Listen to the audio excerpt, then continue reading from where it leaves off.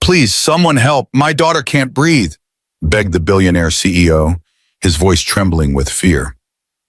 But no one answered. His mansion, filled with wealth and power, suddenly felt hollow as his world crumbled with each desperate second.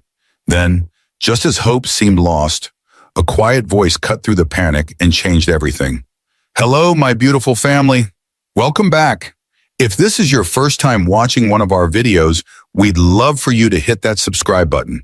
Your support means the world to us, and it helps us bring you even more powerful stories. Stick with us till the very end. And if this story moves you, drop your thoughts in the comments and share it with a friend. Now let's go back to 6 hours earlier where it all started.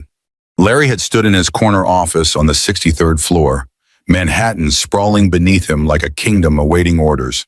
His reflection in the floor-to-ceiling windows showed a man who had conquered everything he'd touched. Sharp suit, confident posture, the kind of presence that made boardrooms fall silent when he entered.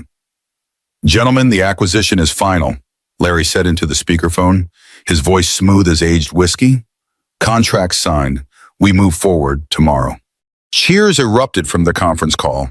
Another billion-dollar deal closed. Another company added to his empire. Larry ended the call with a satisfied smile and checked his Patek Philippe watch. 6:47 p.m. Time to head home. His penthouse stretched across the top 3 floors of Manhattan's most exclusive tower, where marble gleamed under crystal chandeliers and every surface whispered wealth. The walls were adorned with original Rothkos and Basquiats. The living room alone could fit 3 average apartments inside it.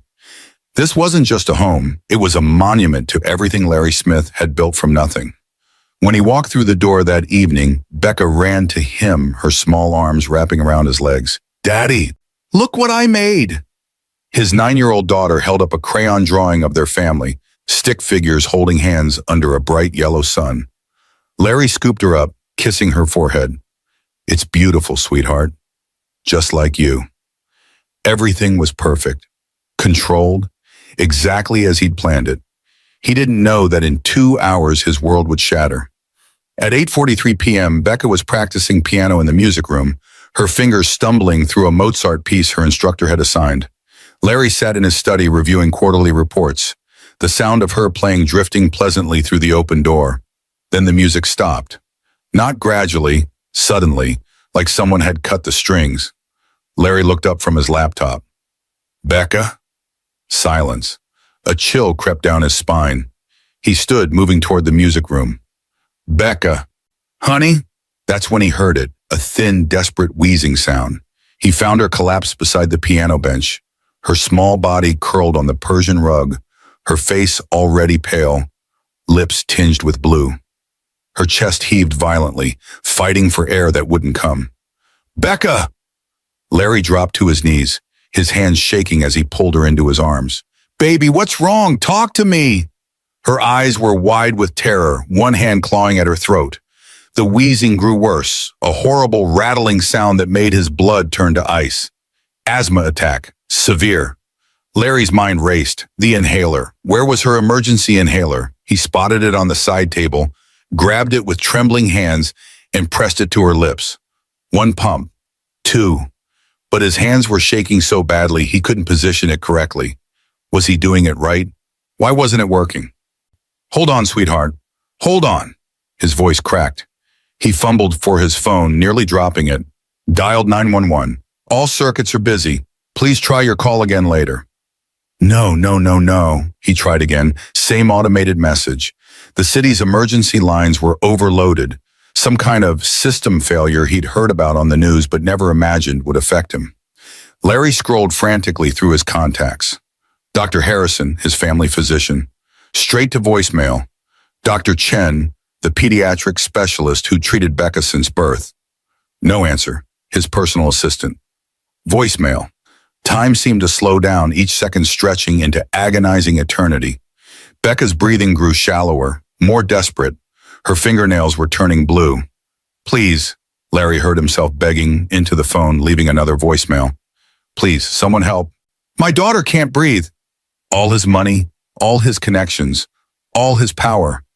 None of it mattered. He couldn't buy his way out of this, couldn't negotiate, couldn't control it.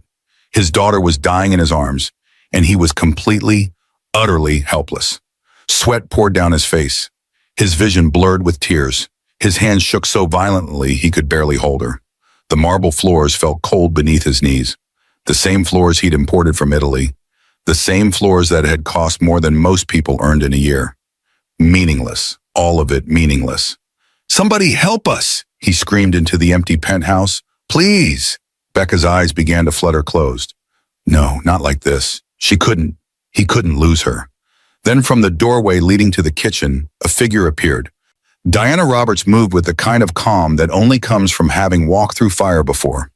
She was 52, her hair pulled back in a neat bun, her hands still damp from washing dishes. She'd worked in the Smith household for 3 years, serving meals, folding laundry, cleaning rooms, existing in the margins of their gilded life. Her presence was so quiet, so constant, that Larry had long ago stopped really seeing her. He knew she had a son, or was it a daughter? He couldn't remember. He'd never asked. But now those same hands that had scrubbed his floors reached for his daughter. "Mr. Smith," Diana's voice cut through his terror, steady as stone. "Let me see her." Larry's arms tightened instinctively around Becca. His eyes were wild, desperate. I can't get help. The doctors aren't answering. 911 is down." "I don't know what to do." "I know." Diana knelt beside him, her dark eyes meeting his with an authority he'd never seen before. Not from her, not from the woman who quietly served his meals and asked if he needed anything else. "But I can help her. You need to trust me right now." Something in her tone, certain, unshakable, commanding, cut through his panic. His grip loosened. Diana took Becca gently but firmly, her movements precise and practiced. She laid the child flat on the floor, tilting her head back at a specific angle to open the airway. Her fingers pressed against Becca's neck, checking her pulse, counting silently. Then she reached for the inhaler Larry had fumbled with. "This needs to be timed with her breathing," Diana said, her voice calm but urgent. She positioned the inhaler correctly, waiting, watching Becca's struggling chest. "Now, Stephen." She administered the medication with expert precision, one hand supporting Becca's head, the other coordinating the inhaler perfectly with the child's desperate inhalations. "Breathe with me, baby," Diana murmured, her voice a lifeline in the chaos. "Slow. In through your nose if you can. That's it. Good girl." Larry watched, frozen, as Diana's hands moved with practiced confidence, checking airways, monitoring pulse, adjusting Becca's position to maximize oxygen flow. This wasn't luck. This wasn't guessing. This was skill. "How are you?" Larry started. "Not now," Diana said firmly, her eyes never leaving Becca. "Mr. Smith, I need you to get me a glass of water and a damp cloth. Can you do that?" The command in her voice snapped him out of his paralysis. Larry stumbled to his feet, rushing to the kitchen, grateful to have something, anything to do. When he returned 30 seconds later, Becca's color had already started to improve. Diana took the cloth, placing it gently on Becca's forehead. "That's it, sweetheart. You're doing so well. Keep breathing. Nice and slow." Minutes passed. Larry didn't know how many. Time had lost all meaning. But gradually, impossibly, Becca's breathing steadied, deepened. The blue tint faded from her lips. Color crept back into her cheeks. The vice around Larry's chest loosened for the first time since he'd heard the music stop. Finally, Becca's eyes fluttered open, confused and exhausted, but alive. "Daddy?" Her voice was barely a whisper.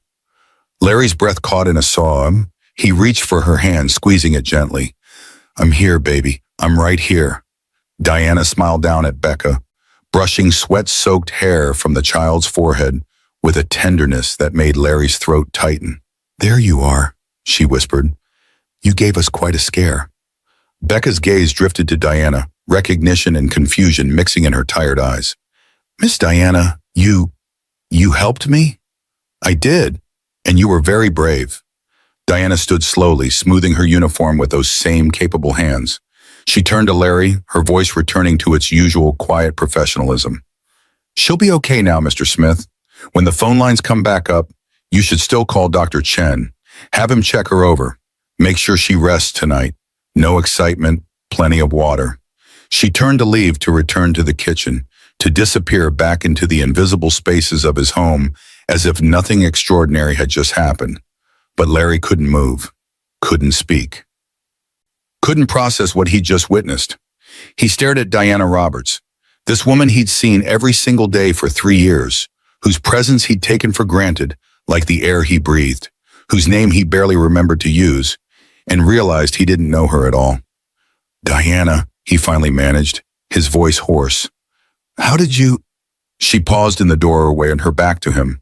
For a long moment she didn't answer. Then quietly, "I was a nurse once, a long time ago." Before he could respond, before he could ask anything more, she was gone. Larry sat on the floor beside Becca, his hand still holding hers, his heart still racing. His daughter's breathing was steady now. Normal. The crisis had passed, but something else had shifted, something fundamental in the architecture of his understanding. His wealth hadn't saved her.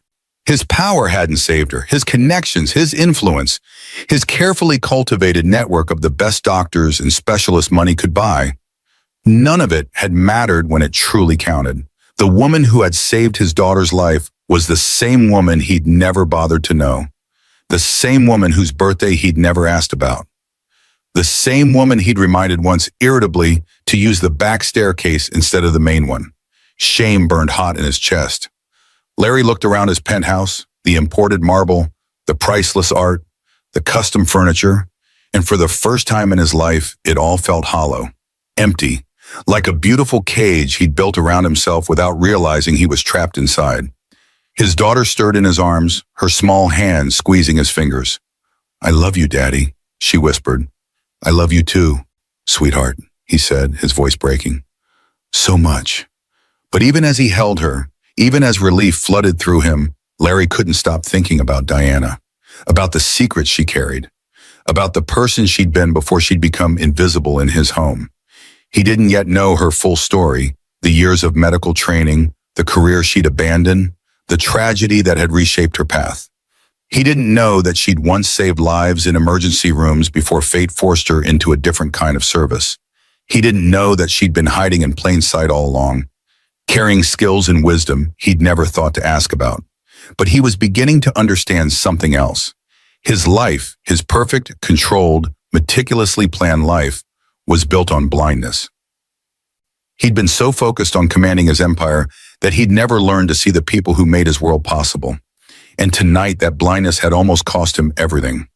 Larry Smith had always believed that wealth gave him power, but Diana Roberts had just taught him a different truth. Real power doesn't announce itself. It doesn't demand recognition. It simply shows up in a moment of crisis and changes everything. As he carried Becca to her bedroom, her head resting on his shoulder, Larry made a silent promise. He would learn Diana's story. He would understand who she really was. Because the woman who had saved his daughter's life deserved to be seen, and his world would never be the same again. The next morning arrived wrapped in the kind of silence that follows storms. Heavy, contemplative, changed. Larry hadn't slept. He'd spent the night in the chair beside Becca's bed, watching the steady rise and fall of her chest, grateful for every breath she took. Dar Chen had finally called back at midnight, listened to Larry's frantic recap, and promised to visit first thing in the morning. But it was Diana's instructions Larry had followed through the night. Water every hour, elevated pillows, windows cracked for fresh air. Diana's instructions. From the maid he'd barely known existed 24 hours ago.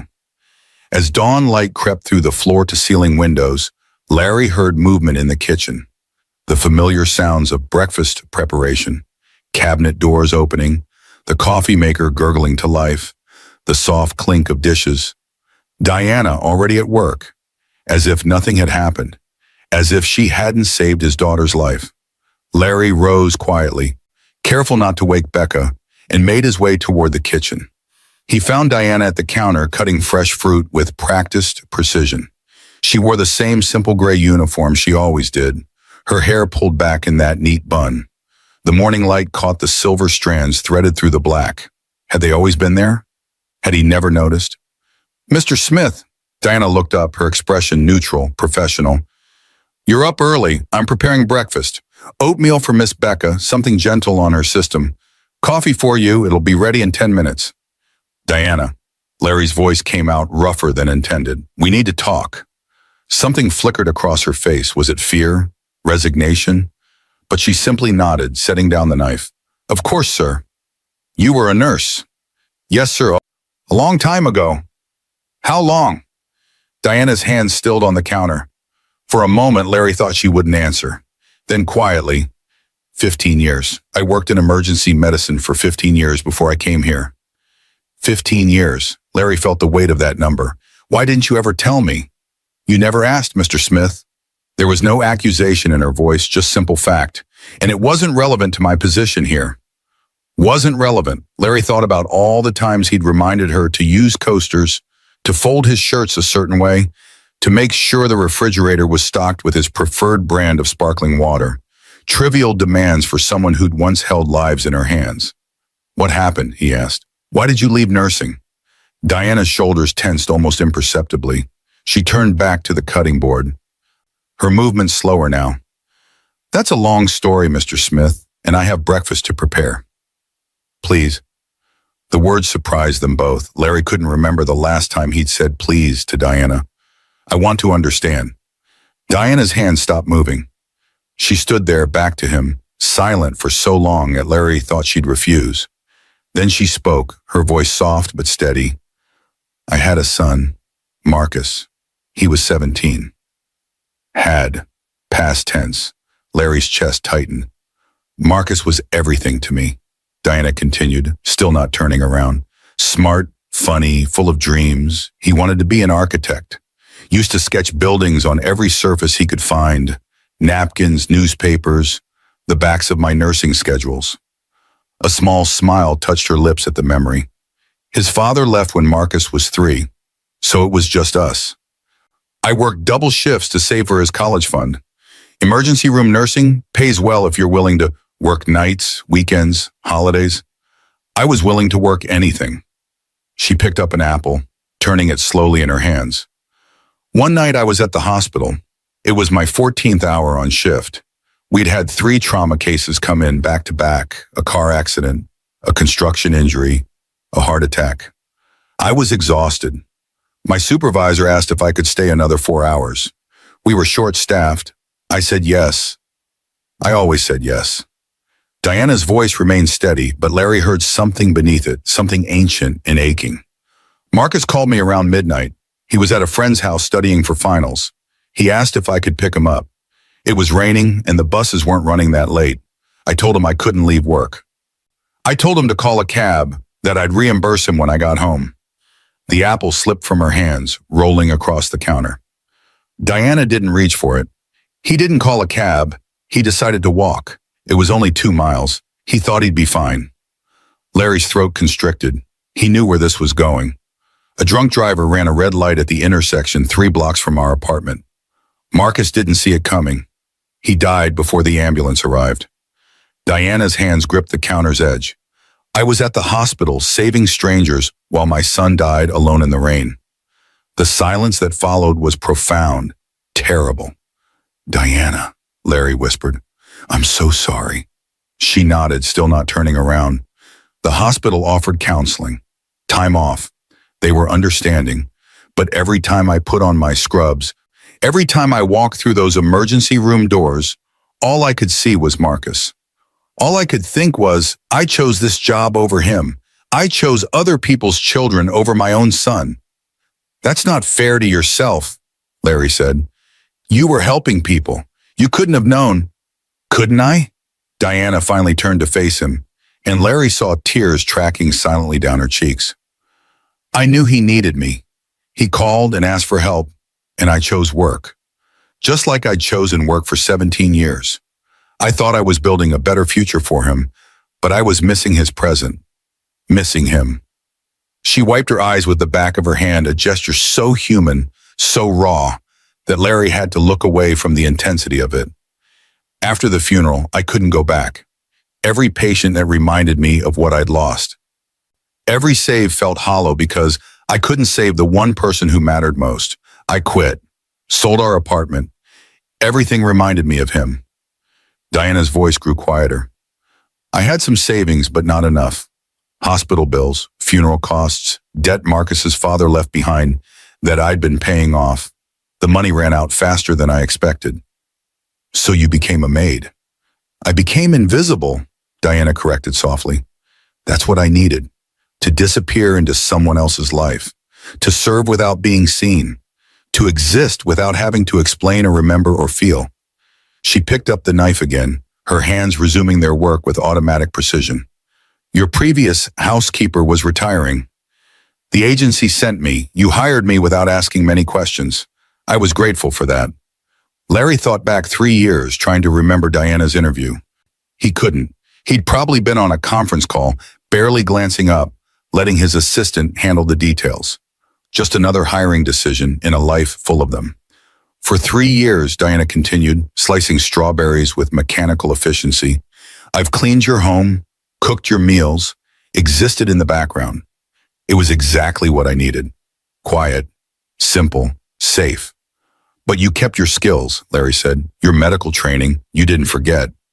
You don't forget 15 years of emergency medicine, Mr. Smith. It's in my bones, in my hands.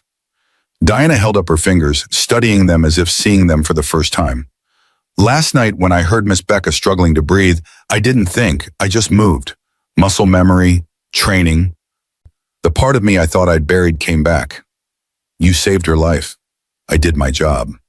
Diana's tone shifted back toward professional distance. And now I need to finish preparing breakfast before Miss Becca wakes up. Diana, stop. Larry moved closer, his frustration building, not at her, at himself.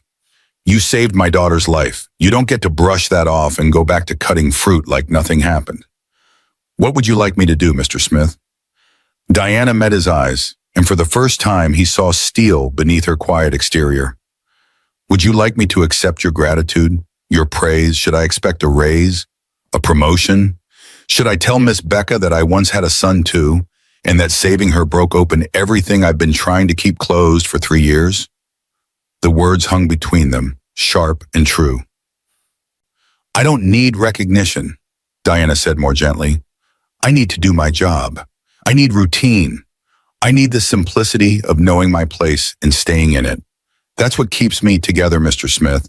Please don't take that away from me. Larry stared at her, understanding and not understanding simultaneously. Here was a woman with skills that could command 6 figures in any hospital, choosing to fold his laundry for a fraction of that salary.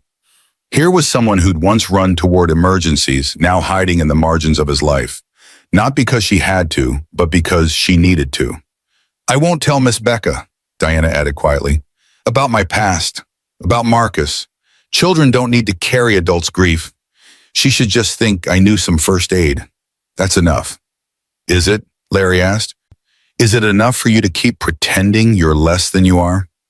Diana's smile was sad, knowing, I'm not pretending, Mr. Smith. I'm surviving. There's a difference.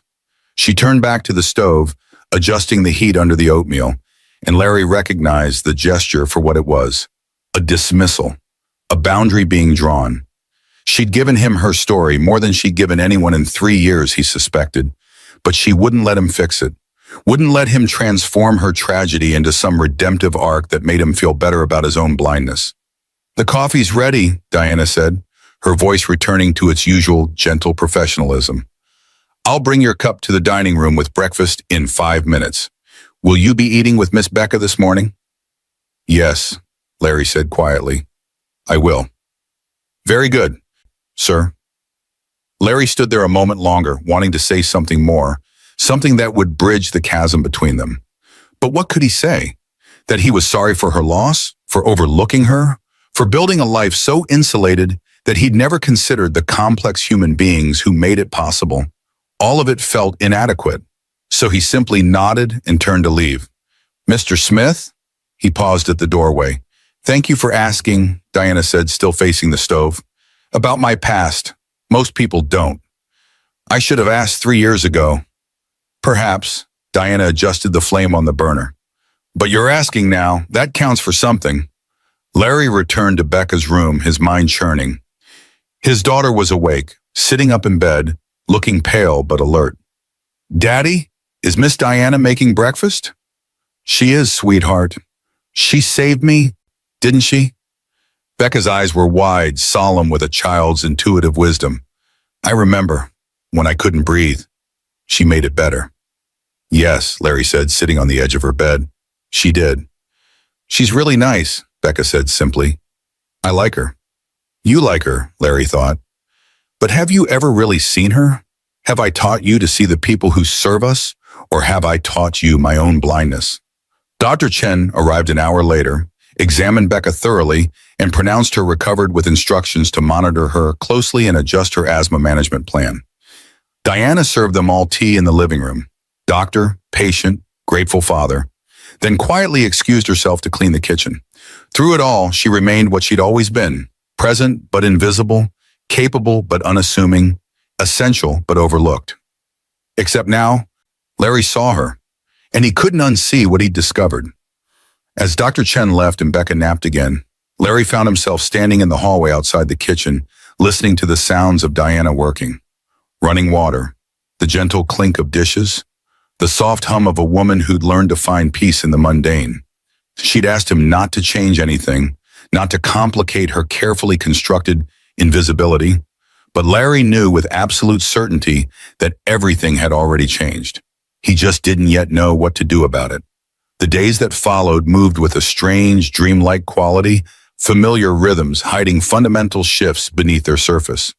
Larry went through the motions of his life, conference calls, board meetings, emails that demanded immediate responses. But something essential had fractured in his ability to care about any of it. He'd sit in his home office staring at quarterly projections that once commanded his complete attention and find his mind wandering to the woman folding laundry in the next room. 3 days after Becca's attack, Larry canceled a meeting with potential investors, something he would have considered professional suicide a week ago, because he couldn't stop replaying the moment Diana had knelt beside his daughter. The certainty in her hands, the calm in her voice, the way she'd saved Becca while he'd been useless, paralyzed, reduced to nothing despite all his power.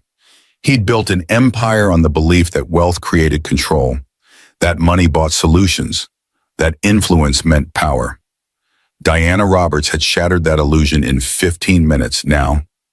4 nights after the crisis, Larry sat alone in his study at 2 a.m, a glass of scotch untouched on his desk, memories playing through his mind like accusations. 6 months ago, Larry had hosted a dinner party for potential business partners. 20 guests, 5 courses, imported wine that cost more per bottle than most people earned in a week. Diana had served each course with quiet efficiency, practically invisible in her server's uniform. One of the guests, Michael Chen, a venture capitalist Larry was courting, had snapped his fingers at Diana when he wanted more wine. Not called her name, not said, "Excuse me," just snapped his fingers like summoning a dog.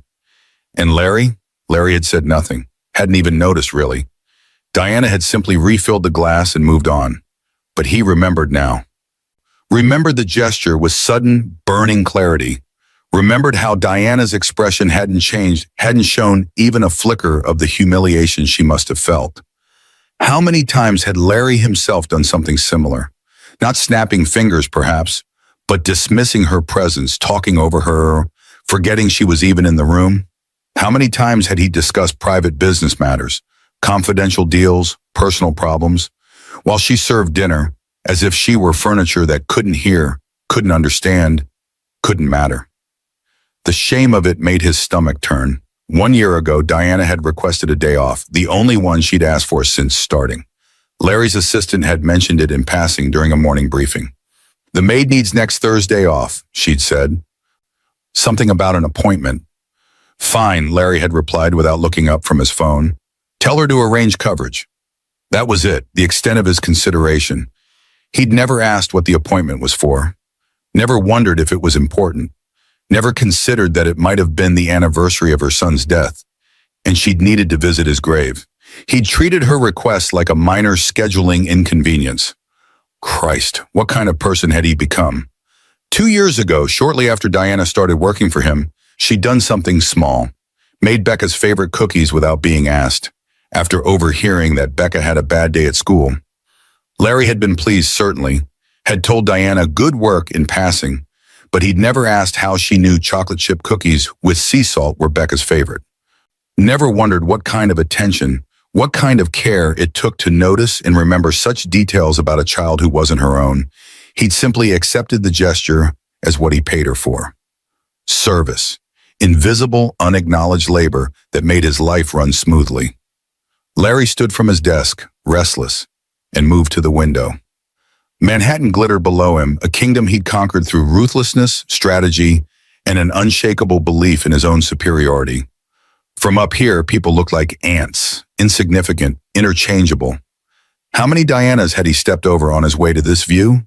The worst part, the part that made him want to hurl the scotch glass through the window, was that he'd thought himself enlightened, progressive. He donated to charities, employed diverse staff, paid competitive wages. He'd congratulated himself on being one of the good ones, as if basic decency deserved a medal.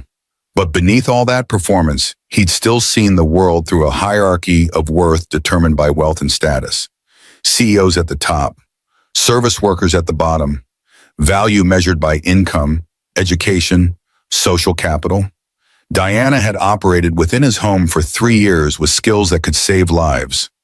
Wisdom earned through tragedy, a complete inner world he'd never bothered to ask about, and he'd reduced her to a function, a role.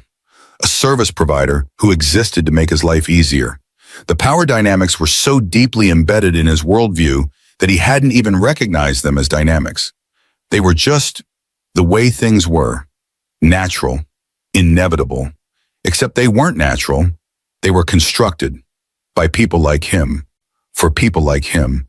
And Diana, brilliant, capable, grieving Diana, had been forced to make herself small enough to fit into the spaces his privilege created. A soft knock on the study door startled him. "Mr. Smith?" Diana's voice tentative. "I saw your light on. Can I get you anything?" It was 2:15 in the morning. Why was she awake? Larry opened the door to find Diana in her robe, her hair down for the first time he could remember, making her look younger and more vulnerable. "I heard you moving around," she explained. "I wanted to make sure everything was all right, that Miss Becca hadn't—" "She's fine," Larry said quickly, "sleeping peacefully. I just couldn't sleep myself." Diana nodded, understanding in her eyes. "The fear stays with you. After something like that, it's normal." "Is it?"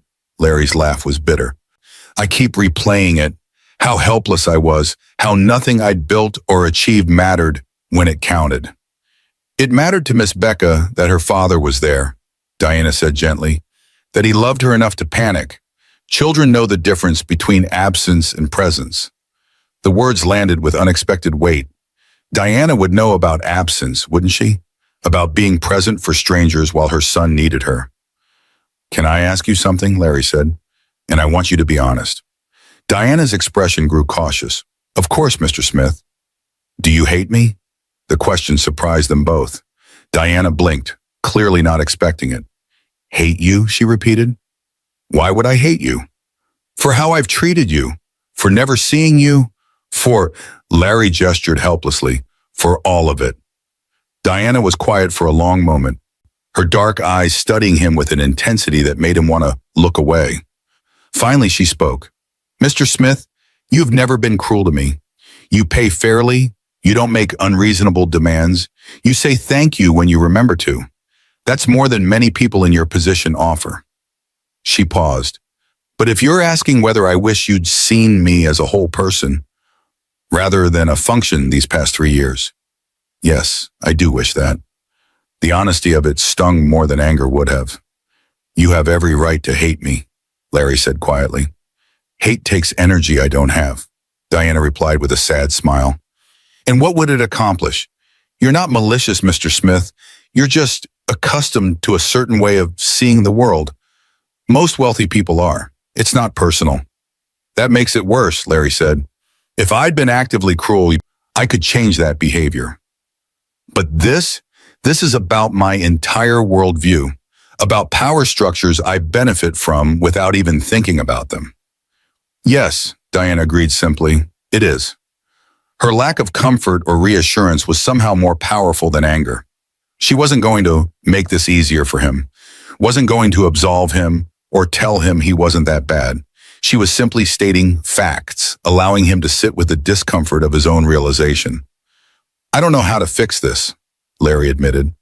You can't fix it, Diana said. Not overnight, not with a grand gesture. This isn't about throwing money at a problem or changing one policy. It's about fundamentally rethinking how you see people. All people, not just me. Where do I even start? Diana considered the question carefully. Start by remembering that everyone you encounter has a story as complex as your own. The doorman who greets you, the barista who makes your coffee, the janitor who cleans your office. They all have loves and losses, dreams and disappointments, skills and sorrows you know nothing about. She pulled her robe tighter, and then asked yourself, does my behavior honor that complexity, or does it erase it? Larry felt the weight of her words settle into his chest. It was such a simple framework, and yet applying it would require examining every interaction, every assumption, every unconscious bias he carried. I want to do better, he said, with you, with everyone. Then do better, Diana replied matter-of-factly, but don't expect me to teach you how or to celebrate your progress. That's not my job. The boundary was clear, firm, and absolutely fair. She'd already given him more emotional labor, explaining her pain, witnessing his guilt, offering perspective on his growth, than he had any right to expect. You're right, Larry said. I'm sorry for even asking. Don't apologize, Mr. Smith. Just learn. Diana turned to leave, then paused. And maybe get some sleep. You look exhausted. Diana, Larry called as she reached the hallway. She looked back. Thank you, he said, for everything, but especially for being honest with me just now. Diana's expression softened slightly. Good night, Mr. Smith. She disappeared down the hallway, her footsteps quiet on the marble floors. Larry watched her go, this woman who'd saved his daughter and his soul in the span of one impossible week. The next morning, Larry woke with new determination. He couldn't undo 3 years of blindness, but he could start changing his behavior immediately. At breakfast, when Diana served his coffee, he looked directly at her. Thank you, Diana, and please sit down for a moment if you have time. Diana hesitated, clearly confused. Sir? I wanted to ask how you're doing after everything that happened with Becca. That must have been stressful for you too. I'm fine, Mr. Smith, Diana said carefully, not sitting. And I wanted to apologize, Larry continued, for the dinner party 6 months ago. When one of my guests was rude to you, I should have said something. Diana's eyebrows rose slightly. You remember that? I've been remembering a lot of things, Larry admitted. Things I should have paid attention to at the time. For a moment, something vulnerable flickered across Diana's face. Surprise, perhaps, or hope. But then her professional mask returned. That's very kind of you to say, Mr. Smith. Now, if you'll excuse me, I need to prepare Miss Becca's breakfast. She left before he could say more. Larry watched her go, frustration building. He wanted to fix this, to make her trust him, to prove he'd changed. But Diana wasn't making it easy. She remained polite, professional, distant, the same as always, as if his newfound awareness meant nothing. And slowly, painfully, Larry began to understand. This wasn't about him.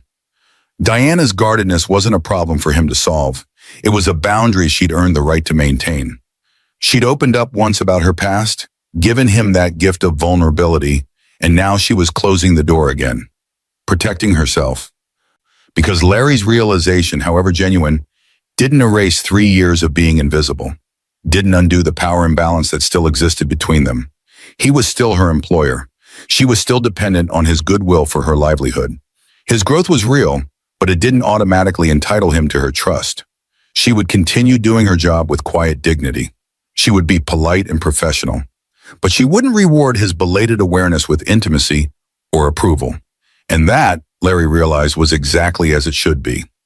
Over the following days, Larry made small changes. He learned the names of the building's staff and greeted them personally. He asked his assistant about her family instead of just barking orders. He tipped service workers generously and looked them in the eye when he said thank you. But with Diana, he simply tried to be present, to see her, to acknowledge her humanity without demanding that she acknowledge his growth. Some mornings she seemed to soften slightly, a small smile when he asked if she needed anything from the store, a momentary pause when he complimented her cooking. Other days she remained completely professional, untouchable in her dignity.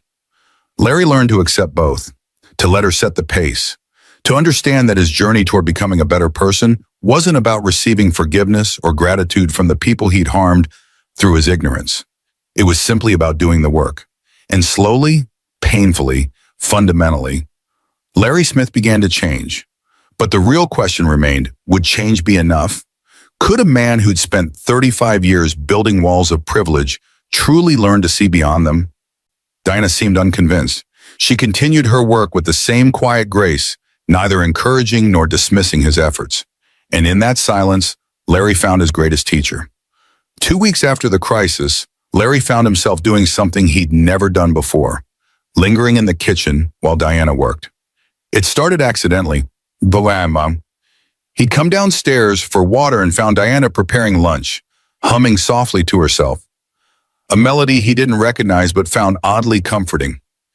Instead of taking his water and leaving, he'd leaned against the counter and asked, "What are you making?" Diana had looked up, surprised. "Chicken soup," Miss Becca requested it. "The kind with the little star pasta?" The very same. A small smile had touched Diana's lips. "She says they're lucky stars." Larry had smiled too, remembering Becca's insistence on that particular pasta shape. She's always been superstitious that way. And somehow, that simple exchange had opened a door. Now, 3 days later, Larry found himself seeking out these moments. Not constantly, he was trying to respect Diana's boundaries, but enough that a tentative rhythm emerged.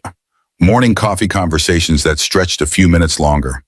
Questions about meal planning that turned into discussions about Becca's preferences, her moods, the little things Diana noticed that Larry had missed. "She's been having nightmares," Diana mentioned one morning, her hands busy kneading dough for fresh bread. "She comes to the kitchen around 2 a.m., says she can't sleep." Larry looked up from his laptop, concerned. "She hasn't told me that." "Children often don't tell their parents what frightens them most," Dinah said gently. "They're afraid of adding to your worry." "What does she say to you?" "She asks if I think she'll stop breathing again, if next time I won't be there to help." Dinah's hands worked the dough with practiced ease. "I tell her that her body is strong, that we have better medications now, that her daddy would never let anything happen to her." The casual inclusion of that last part, her daddy would never let anything happen to her, made Larry's throat tight. Diana believed that, or at least she told Becca she did. "Thank you," Larry said, "for being there for her, for knowing what to say." Diana shrugged, dividing the dough into portions. Children need consistency after trauma. Someone steady they can turn to. "She's lucky to have you." "I'm lucky to have her too," Diana said softly, and something in her voice made Larry wonder if she was thinking about Marcus, about the child she'd lost, and the one who now depended on her. The shift happened gradually, almost imperceptibly at first. Larry began asking Diana's opinion on things that had nothing to do with household management.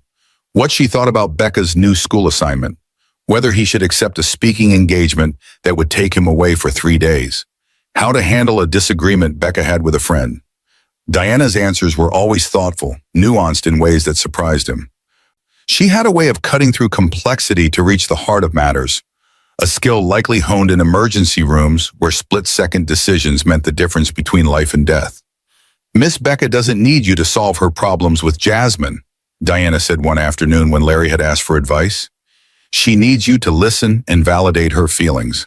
At 9 years old, friendship drama feels like the end of the world. Honor that emotion even if the situation seems trivial to you." Larry had taken the advice.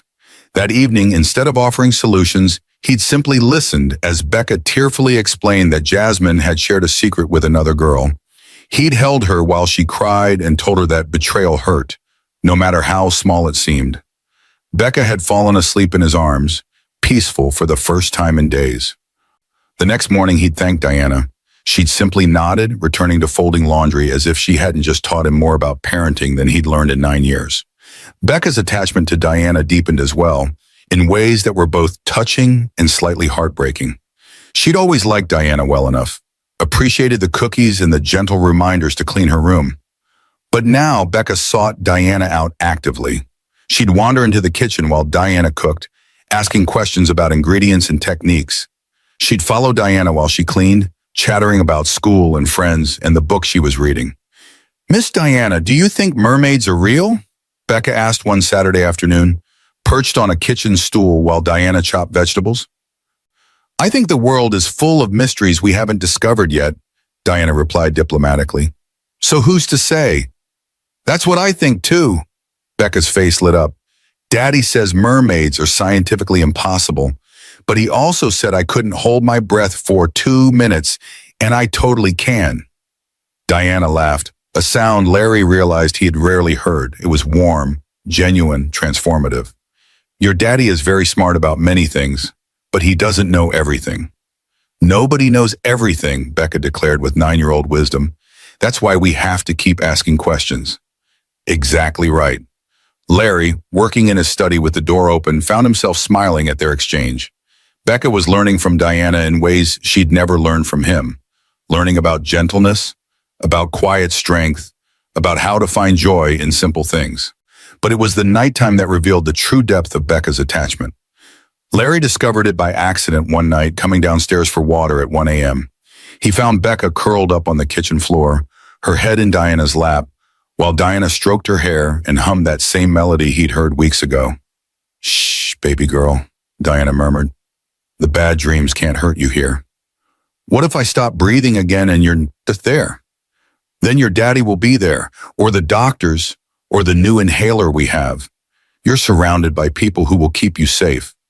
"But what if, Becca?" Diana's voice was firm but loving. "Fear is a feeling, not a fact. You feel scared, and that's okay. But the feeling doesn't mean the bad thing will happen. Can you tell the difference?" Becca was quiet for a moment, thinking. Fear is a feeling and not a fact. "That's right. Now, how about we make some warm milk and honey? That always helps me sleep." Larry had retreated silently, his heart full of something he couldn't quite name. Gratitude, certainly, but also something deeper, recognition of what Diana was giving them both. Not just service, but care. Not just labor, but love. The following week, Larry made a decision. He called Diana into his study, gesturing for her to sit in one of the leather chairs across from his desk. Diana sat, her posture cautious. "Is something wrong, Mr. Smith?" "No, the opposite, actually." Larry leaned forward. "Diana, I want to talk about your position here, about your compensation." Something flickered across her face. Was it fear? "You've been invaluable to this household," Larry continued, "especially these past few weeks. I'd like to increase your salary significantly, 50% more, and I'm creating a new position, household manager. It would involve oversight of any other staff we hire, management of household operations, and," he paused, choosing his words carefully, "and serving as a personal advisor to me and Becca on matters where your expertise would be helpful." Diana's hands gripped the armrests of the chair. "Mr. Smith, I appreciate the offer, but—" "You don't have to answer now," Larry interrupted. "Think about it. I know it's a big change." "It's not about thinking," Diana said quietly. "It's that I don't know if I want that kind of position." Larry frowned, confused. "Why not? The salary increase alone. It's not about money." Diana stood abruptly, moving to the window. "Mr. Smith, but can I be honest with you?" "Please." Diana was silent for a long moment, her reflection in the glass looking troubled. When she spoke, her voice was barely above a whisper. "When I took this job 3 years ago, I needed simplicity. I needed to be invisible, to not matter too much to anyone because—" She paused, swallowing hard. "Because if I didn't matter, it wouldn't hurt when I left." "When you left?" Larry's stomach dropped. "Are you planning to leave?" "I'm always planning to leave," Diana said, turning to face him. "Not immediately, not tomorrow. But I never let myself settle anywhere. Never let myself become indispensable. Because indispensable means attached. And attached means Her voice broke slightly. Attached means it will hurt when loss comes again. And loss always comes. Larry felt like he'd been punched. Diana, I'm not going anywhere. Neither is Becca. We need you here. That's exactly what I'm afraid of, Diana whispered. Don't you see? Miss Becca is starting to depend on me. You're asking me for advice like I'm part of this family, but I'm not part of this family, Mr. Smith. I'm an employee, and I need to keep those lines clear because if you don't what? If I don't, I'll start to care too much.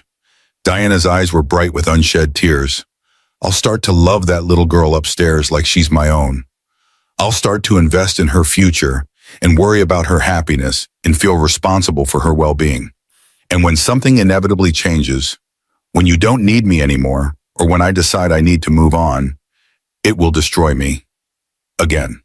The rawness of her confession filled the room like smoke. Marcus's death taught me that love is dangerous, Diana continued, that caring deeply means grieving deeply. I can't go through that again, Mr. Smith. I don't have another loss left in me.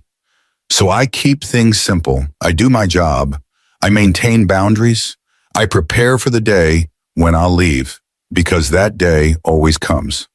Larry stood slowly, moving toward her but stopping short of touching her. What if it doesn't have to be that way? What if you could let yourself care without the fear of loss? There is no caring without fear of loss, Diana said simply. They're two sides of the same coin. You can't have one without the other. Then maybe the fear is worth it, Larry said. Maybe caring about Becca, even if it scares you, is better than protecting yourself from pain by staying distant. That's easy for you to say, Diana replied, her voice gaining an edge. You still have your daughter. You don't know what it's like to lose a child and have to keep living afterward. The words hung between them, sharp and true. Larry thought about Becca, about those terrible minutes when he thought he might lose her. The terror that had consumed him. The way the world had narrowed to just her struggle to breathe. Everything else meaningless. You're right, he said quietly. I don't know, I can't imagine, but Diana, isn't the love you're giving Becca, even if it scares you, isn't it also healing? Doesn't part of you come alive when you hold her during nightmares? When you teach her about mermaids and lucky stars? Diana's composure finally cracked. Tears spilled down her cheeks. Yes, she whispered. And that terrifies me more than anything. Larry did touch her then, gently placing a hand on her shoulder. I can't promise you that nothing will ever change, that Becca will always need you, or that I'll always be able to employ you. Life is uncertain. You know that better than anyone. Then why are you asking me to stay, to commit, to let myself care?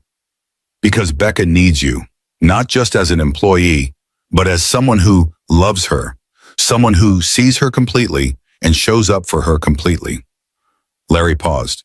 And because I think maybe you need her too, need us, not to replace Marcus, nothing ever could, but to give yourself permission to love again despite the risk. Diana wiped her eyes with the back of her hand, a gesture Larry had come to recognize as her trying to regain control. What if I can't do it? What if I fail her the way I failed Marcus? You didn't fail Marcus, Larry said firmly. You were human. You made a choice that anyone might have made. You couldn't have known what would happen. But I should have. No. Larry's voice was gentle but unyielding. You should have nothing. You did your best with the information and resources you had. That's all any of us can do. Diana looked at him, really looked at him, and Larry saw something shift in her expression. Not trust exactly, but maybe the beginning of permission to trust. I need time, she said finally, to think about the position, about all of this. Take all the time you need, Larry replied. But Diana, whether you accept the promotion or not, whether you stay for 1 more year or 10, I want you to know something. What? You matter, not because of what you do for us, but because of who you are. Your presence in this household has changed us. Changed me. I see the world differently because of you. And Becca, he smiled deep down. Becca is learning what it means to be cared for by someone extraordinary. That's a gift that will shape her entire life, regardless of how long you're here. Fresh tears spilled down Diana's cheeks, but she was smiling through them now. You've come a long way, Mr. Smith. I've had a good teacher, Larry said, even if she didn't want the job. Diana laughed, that warm, transformative sound, and for a moment the weight between them lifted. But as she left his study, Larry saw the tension return to her shoulders, the fear reasserting itself. Diana might be opening up, might be allowing herself to care, but she was also preparing for the inevitable day when it would all end. Because in Diana's experience, everything ended. Everyone left or was taken away. Larry wanted to prove her wrong, wanted to show her that not all attachments ended in loss, that sometimes people stayed. But he also knew that words meant nothing compared to time, to consistency, to showing up day after day and proving that he meant what he said. The bond between them was growing, fragile and tentative as new growth after a fire. The question was whether it could survive the weight of Diana's fear and the complications that were inevitably coming. Diana didn't give Larry an answer about the promotion. Not that week or the next, but something had shifted between them, a crack in the wall she'd built, letting in slivers of light. It was small things at first.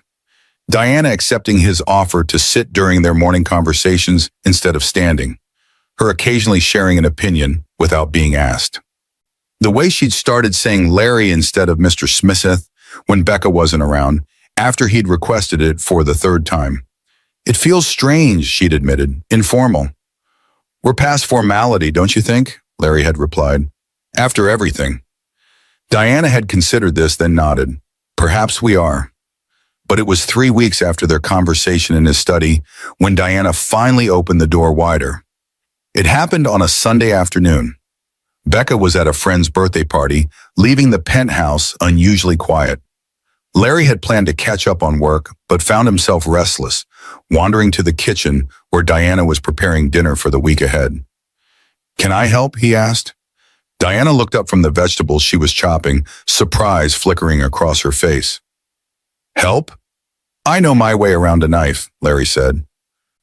My mother insisted I learn basic cooking skills, said no son of hers would be helpless in a kitchen. A small smile touched Diana's lips. Your mother sounds wise. She was.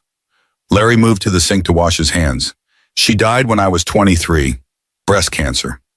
I'm sorry, Diana said softly. That's young to lose a mother. It is. Larry dried his hands and took up position beside her at the counter. It's also when I learned that all the money in the world can't buy more time.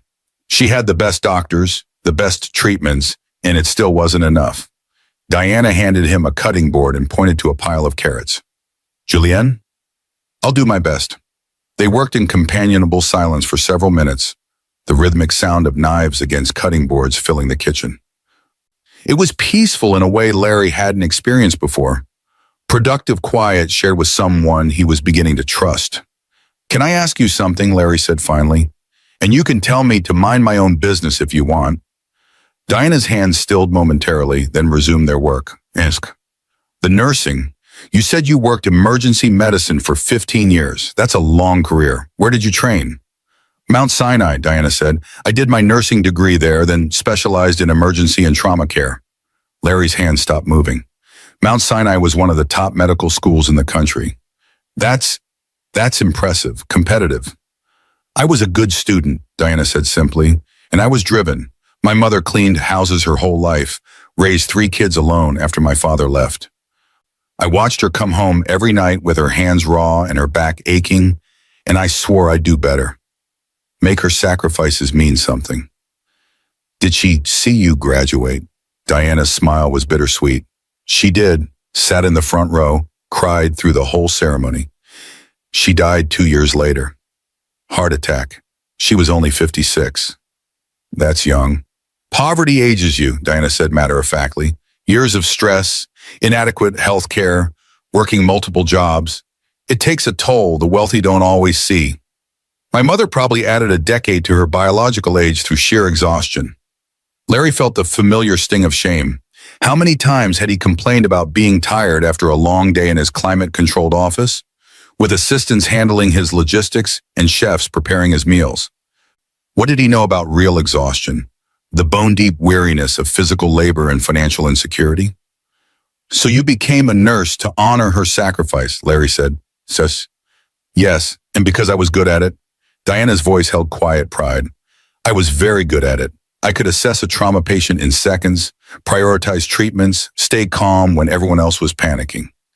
I saved lives, Larry, hundreds of them probably. Every shift was a battle, and most shifts we won. That must have been incredibly fulfilling. It was. Diana set down her knife, her gaze distant. Until it wasn't. Larry waited, sensing they were approaching something important. After Marcus died, Diana continued softly, I couldn't separate the work from the loss anymore. Every child who came through those emergency room doors became Marcus. Every frantic parent became me on the worst night of my life. I'd be treating a teenager's broken arm, and suddenly I'd be back at that intersection, seeing my son in the rain. She picked up her knife again, her movements more agitated now. I started making mistakes, small ones at first. Forgetting to chart medications, mixing up patient files, nothing that caused harm, but enough that my supervisor noticed. She suggested I take a leave of absence, get counseling, process my grief. Did you? I tried. 6 months of therapy, medication for depression and anxiety, support groups for bereaved parents. Diana's laugh was hollow. Everyone said the same thing. Give it time, be patient with yourself. The pain will ease. But it didn't ease. Larry, it metastasized. Spread into every corner of my life until I couldn't recognize myself anymore. So you quit. I quit nursing. I quit therapy. I quit the apartment where Marcus had grown up, where his drawings were still on the refrigerator and his basketball shoes were still by the door. Diana's voice was steady, but Larry saw her knuckles whiten around the knife handle. I sold or donated everything I could bear to part with. Packed the rest, his baby blanket, some photos, his favorite book, into a box I've never opened. And I found work that didn't require me to be anything but present, where I could disappear into routine. Housekeeping. Invisibility, Diana corrected. That's what I was looking for. A way to exist without being seen, to serve without being known, because being known meant being vulnerable. And I couldn't afford vulnerability anymore. Larry set down his knife, turning to face her fully. Diana, can I tell you what I see when I look at you? I'm not sure I want to know, she said, but there was curiosity beneath the wariness. I see someone who lost everything and chose to keep going. Someone who could have given up and no one would have blamed you, but instead found a way to survive, to build a new life, even if it wasn't the one you'd planned. Larry paused. I see strength that doesn't need recognition, dignity that doesn't depend on status, wisdom earned through suffering. Diana's eyes glistened with unshed tears. You see too much. Maybe I'm finally seeing what was always there. Larry leaned against the counter. You saved my daughter's life using skills you'd buried for 3 years. Skills that represent 15 years of training and experience. That's not nothing, Diana. That's extraordinary. I did what anyone with medical training would do. But you're not just anyone with medical training, Larry insisted. You are someone who chose to step forward despite your trauma, despite every reason you had to stay hidden. You acted when I was paralyzed. You saved Becca when I couldn't. Stop, Diana said, her voice sharp. Please stop. Stop what? Stop praising me like I'm some kind of hero, like I'm special. Diana set her knife down with more force than necessary. I'm not, Larry. I'm just a woman who survived longer than she wanted to, who found herself in the right place at the right time. That's luck, not virtue. I disagree. Of course you do. Diana's laugh was bitter. Because you've never had to question your own worth. You were born with value, inherited wealth, connections, education. You got to build an empire because you never had to wonder if you deserved the foundation you started with. The words stung, but Larry couldn't deny their truth. You're right, I've had advantages you haven't. And that's fine, Diana said, her voice softening. I'm not angry about it. I'm just trying to explain why your praise feels uncomfortable. You see my survival as strength, but sometimes I see it as cowardice. I ran away from nursing instead of pushing through. I hid instead of healing. I chose the easy path. There's nothing easy about grief, Larry said firmly.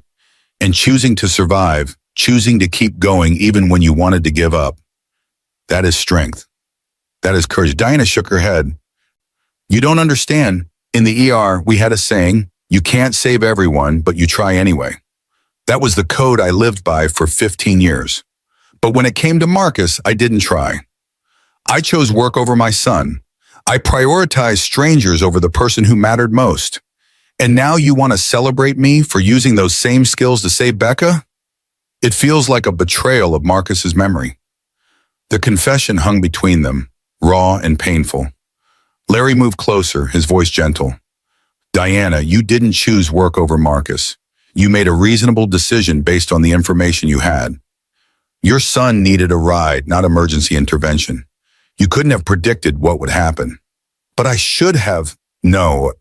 Larry's voice was firm. You're a nurse, not a psychic. You assessed the situation, a teenager needing transportation on a rainy night, and made a practical decision. The tragedy that followed wasn't your fault. It was the fault of a drunk driver who made a choice to get behind the wheel. Intellectually, I know that, Diana whispered. My therapist said it 100 times. But knowing something intellectually and feeling it emotionally are different things. Then let me tell you what I feel emotionally, Larry said. I feel gratitude that you were here when Becca needed you.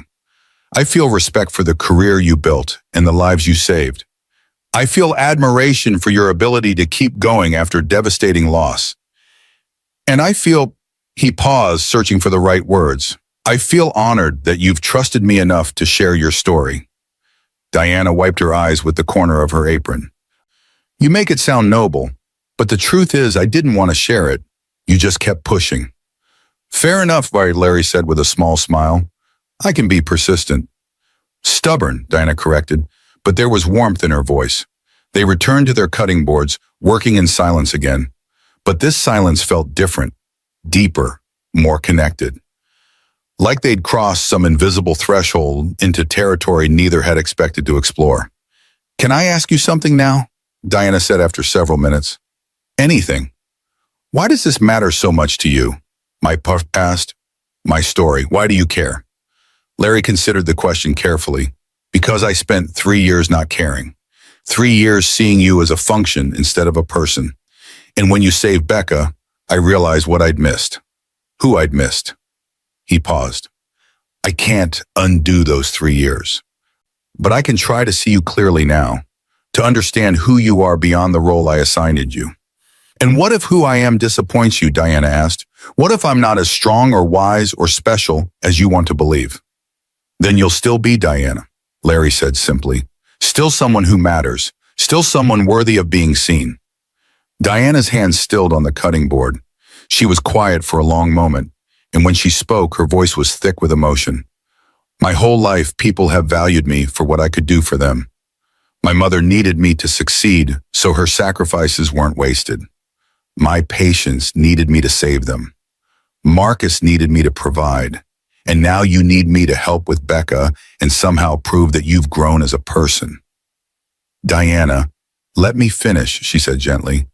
I'm not saying that's wrong. We all need things from each other. That's human. But what I'm trying to tell you is that I don't know how to be valued for just existing, for being Diana separate from my utility. That's foreign to me. Larry felt the weight of her words. She was right. He'd been praising her strength, her skills, her resilience, all things she did or had, not who she simply was. Then maybe we both have things to learn, he said quietly. You need to learn that you have inherent worth beyond your usefulness, and I need to learn how to see people's humanity without reducing them to their function in my life. That's quite an education, Diana said with a small smile. Worth it, though, Larry replied. If we both come out better on the other side. Diana nodded slowly, returning to her vegetables with renewed focus. I'm still thinking about the promotion, about everything you offered. Take your time. But I want you to know, Diana paused, choosing her words carefully. I want you to know that this conversation, all of our conversations these past few weeks, they've meant something. You've made me feel seen in a way I haven't felt in years, and that's both terrifying and healing. I'm glad, Larry said sincerely, even if it's terrifying. They finished preparing the week's meals side by side, occasionally bumping elbows or reaching for the same spice, finding a rhythm that felt natural and unforced. When they were done, Dinah surveyed the containers of prepared food with satisfaction. "Becca should be home soon," she said, glancing at the clock. "Right." Larry helped her store the containers in the refrigerator. "Diana, thank you for trusting me with your story. I know it wasn't easy." "No," Diana agreed, "but maybe necessary. Maybe it's time to stop hiding from my past and start—" She trailed off, uncertain. "Start what?" Diana met his eyes and Larry saw vulnerability there, raw and real and brave. "Start living again, instead of just surviving." Before Larry could respond, the front door burst open and Becca's voice rang through the penthouse. "Dad, Miss Diana, I'm home, and you'll never guess what happened at the party." Diana's professional mask slipped back into place, but not before Larry saw something in her expression that gave him hope, the tentative beginning of a smile that reached her eyes. Maybe she wasn't ready to accept the promotion. Maybe she wasn't ready to let go of her carefully constructed walls completely. But she was ready for something, and that was a start. The change in Larry didn't happen overnight. It crept into his life like dawn, gradual, inevitable, transforming everything it touched. It started with small gestures that his assistant, Jennifer, noticed first. "Good morning, Jennifer," Larry said one Monday, actually looking up from his phone when he greeted her. "How was your son's soccer game this weekend?" Jennifer blinked, clearly startled. You remembered? You mentioned it on Friday, said he was nervous about playing goalie for the first time." "He did great, actually, made 3 saves. Jennifer's surprise softened into a genuine smile. "Thank you for asking, Mr. Smith." Larry nodded, feeling a small spark of satisfaction. When had he stopped asking his employees about their lives? When had their humanity become invisible to him? He thought about Diana's words. "Everyone you encounter has a story as complex as your own." Jennifer had a story, a son who played soccer, a life outside these office walls that Larry had never bothered to inquire about. "I'm glad to hear it," Larry said. "Tell him congratulations from me." As Jennifer left to prepare for the morning meeting, Larry caught her glancing back at him with an expression he couldn't quite read. Confusion, suspicion, or maybe just the cautious hope that this change might be real. The shift extended beyond pleasantries. In a board meeting 2 weeks later, Larry did something unprecedented. He admitted he was wrong. The VP of Operations, Marcus Chen, had proposed a restructuring plan that would save money by outsourcing their customer service department to a call center overseas. The numbers were compelling, a 40% reduction in labor costs. The old Larry would have approved it immediately. Numbers were numbers. Efficiency was efficiency. But the new Larry, the one Diana had inadvertently created, found himself asking different questions. "What happens to our current customer service staff?" Larry asked. Marcus looked confused by the question. "They'd be let go, obviously. We'd offer severance packages, of course, 2 weeks per year of service." "That's 63 people," Larry said, scanning the report. 63 people who'd lose their allowance so we can increase our profit margin by 3%. "It's business, Larry," said Richard Hoffman, the CFO. "Sometimes tough decisions—" "I understand it's business," Larry interrupted. "But what if we made different decisions? What if we valued employee retention and loyalty as much as we value quarterly returns?" The room went silent. Several board members exchanged glances. "Are you suggesting we turn down a 40% cost reduction?" Richard asked carefully. "I'm suggesting we explore alternatives," Larry replied. "What if we invested in training our current staff? Gave them tools to be more efficient? Maybe the cost savings aren't as dramatic, but we keep experienced employees who know our company and our customers." "That's not the direction we usually go," Marcus said. "I know." Larry leaned back in his chair. "But maybe it should be. Maybe there's value in stability that doesn't show up in quarterly projections. Maybe employees who feel valued and secure work harder, stay longer, and create better outcomes for our customers." "That's a significant philosophical shift," Richard observed. "Yes," Larry agreed, "it is." He thought about Diana, about how her value to his household went far beyond the tasks she performed, about how her presence, her wisdom, her care had transformed his home in ways no efficiency metric could capture. Give me alternative proposals, Larry said. Options that prioritize our people alongside our profits. I want to see what's possible when we expand our definition of success. The board members nodded, though Larry could see skepticism on several faces. They thought this was a phase, a temporary deviation from the ruthless pragmatism that had built his empire. Maybe they were right. Or maybe this was the beginning of something better. The most significant shift happened at home, in conversations with Diana that had become a regular part of Larry's routine. One evening, Larry brought his laptop to the kitchen while Diana prepared dinner. Becca was at a sleepover, leaving the penthouse quiet. "Can I run something by you?" Larry asked. Diana looked up from the pasta she was stirring. "Of course, Vasim. I'm considering a new initiative at the company, a profit-sharing program that would give all employees, from executives to entry-level staff, a stake in the company's success." Larry turned the laptop so Diana could see the preliminary proposal. "But I'm getting pushback from the board. They think it's too generous, that it will set a precedent we can't sustain." Diana wiped her hands on a towel and studied the screen. "What do you think?" "I think people work harder when they have a personal investment in the outcome, when they know their effort directly benefits them, not just shareholders." Larry paused. "But I also wonder if I'm being naive, if I'm letting my recent awakening cloud my business judgment." Diana was quiet for a moment, her gaze thoughtful. "Can I tell you about the hospital where I worked?" "Please." Mount Sinai had a program where ER staff got bonuses based on patient outcomes and satisfaction scores. Not just doctors, nurses, techs, even custodial staff who kept the department clean and functional. Diana returned to her pasta, stirring slowly. Everyone had skin in the game. Everyone knew their work mattered to the collective result. Did it work? Our department had the highest retention rates in the hospital, the lowest error rates, the best patient feedback. Diana smiled slightly, because when you treat people like partners instead of expendable resources, they respond accordingly. They care more, they innovate more, they stay longer. Larry leaned forward. "So you think I should push forward with the profit sharing?"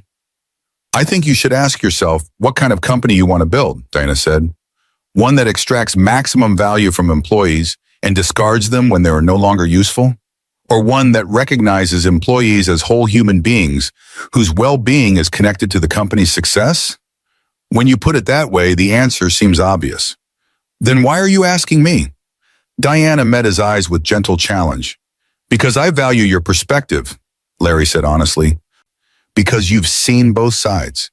You've been both a professional with autonomy and an agency, and you've been in service positions where you were invisible. You understand these dynamics in ways I never will." Diana nodded slowly. "Then here's my perspective. Your board is afraid of change, afraid that generosity might be mistaken for weakness, afraid that treating employees well might somehow make the company less competitive. Are they wrong?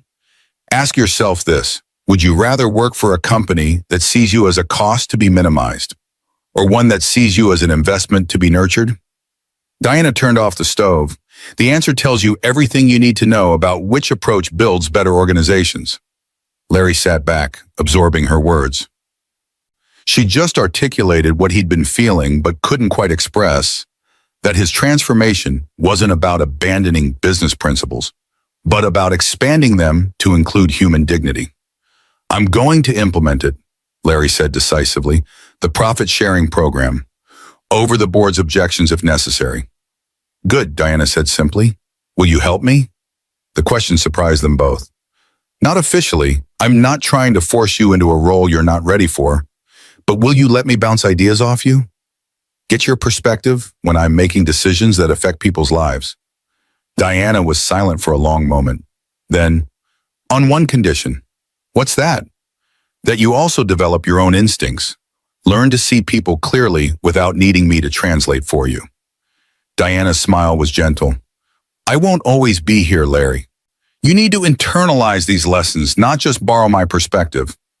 The reminder that she might leave sent a chill through him, but Larry nodded. "Fair enough, though I hope you'll be here longer than you think." We'll see, Diana said noncommittally. Over the following weeks, the changes Larry implemented began to ripple through his company. The profit-sharing program was announced to mixed reactions, enthusiasm from employees, concern from investors. But Larry held firm, explaining in a company-wide email that sustainable success required investing in people, not just products. He instituted new policies, increased parental leave, mental health support, professional development budgets for all employees. He started attending staff meetings at different departments, learning names and asking questions about their work. Jennifer D., his assistant, pulled him aside one day. "Mr. Smith, can I ask what's happened to you?" "What do you mean?" "You're different, kinder, more present." Jennifer hesitated. "People are talking about it. Some think you're sick. Others think you're being forced out and trying to improve your reputation." Larry laughed, though the observation stung. "I'm not sick. I'm just learning to see people I should have seen all along." "Well, whatever it is," Jennifer said carefully, "it's making a difference. Morale is up. People feel valued. Some employees who were considering leaving have changed their minds." "That's good to hear." "It is," Jennifer paused. "Though I'll be honest, some of the executives are worried. They think you're going soft, that these changes will hurt profitability." "Let them worry," Larry said. "We'll prove them wrong." And slowly they did. Employee satisfaction scores rose. Productivity increased. Customer service improved. The profit-sharing program, rather than draining resources, seemed to unleash creativity and commitment that had been dormant. Not everything was perfect. Some executives left, unable or unwilling to adapt to the new culture. Some investors grumbled about prioritizing people over profits, but Larry found he didn't care the way he once would have. His definition of success had expanded beyond quarterly earnings and market share. Now it included whether his employees felt respected, whether his company reflected values worth defending, whether he could look at himself in the mirror without shame. Diana's influence was everywhere, though she'd never set foot in his office. Her perspective had become his lens, her wisdom his guide. She taught him that real power wasn't about domination or control. It was about service, empathy, and recognizing the humanity in everyone. One evening, as Larry and Diana shared tea after Becca had gone to bed, he tried to articulate what her presence had meant. "You've changed my life," he said simply. Diana smiled, cradling her mug. "You've changed your own life. I just happened to be here when you were ready." "That's generous, but not entirely true." "Isn't it?" Diana tilted her head. "Larry, you chose to see me differently. You chose to ask questions and listen to answers. You chose to examine your assumptions and change your behavior. Those were your choices. Inspired by you." "Perhaps," Diana conceded. "But inspiration is cheap. Action is what matters. And you've taken action. In your home, your company, your life. That's all you." Larry wanted to argue, to insist she deserved more credit, but he also recognized the gift she was giving him, ownership of his own growth. She wasn't letting him reduce his transformation to her influence, because that would make it fragile, dependent on her presence. She was teaching him to stand on his own. Even as she prepared him for the day she might leave, the thought still terrified him. But it also honored what Diana had been trying to tell him all along, that real change had to come from within, that borrowed wisdom was just the beginning. The hard work was making it his own. "Thank you," Larry said quietly, "for everything, for seeing potential in me I didn't see in myself." Diana's smile was warm, genuine. "You're welcome. Now go to bed. You have a big presentation tomorrow, and you need rest." It was a gentle dismissal, a return to her role, but Larry heard the affection beneath it.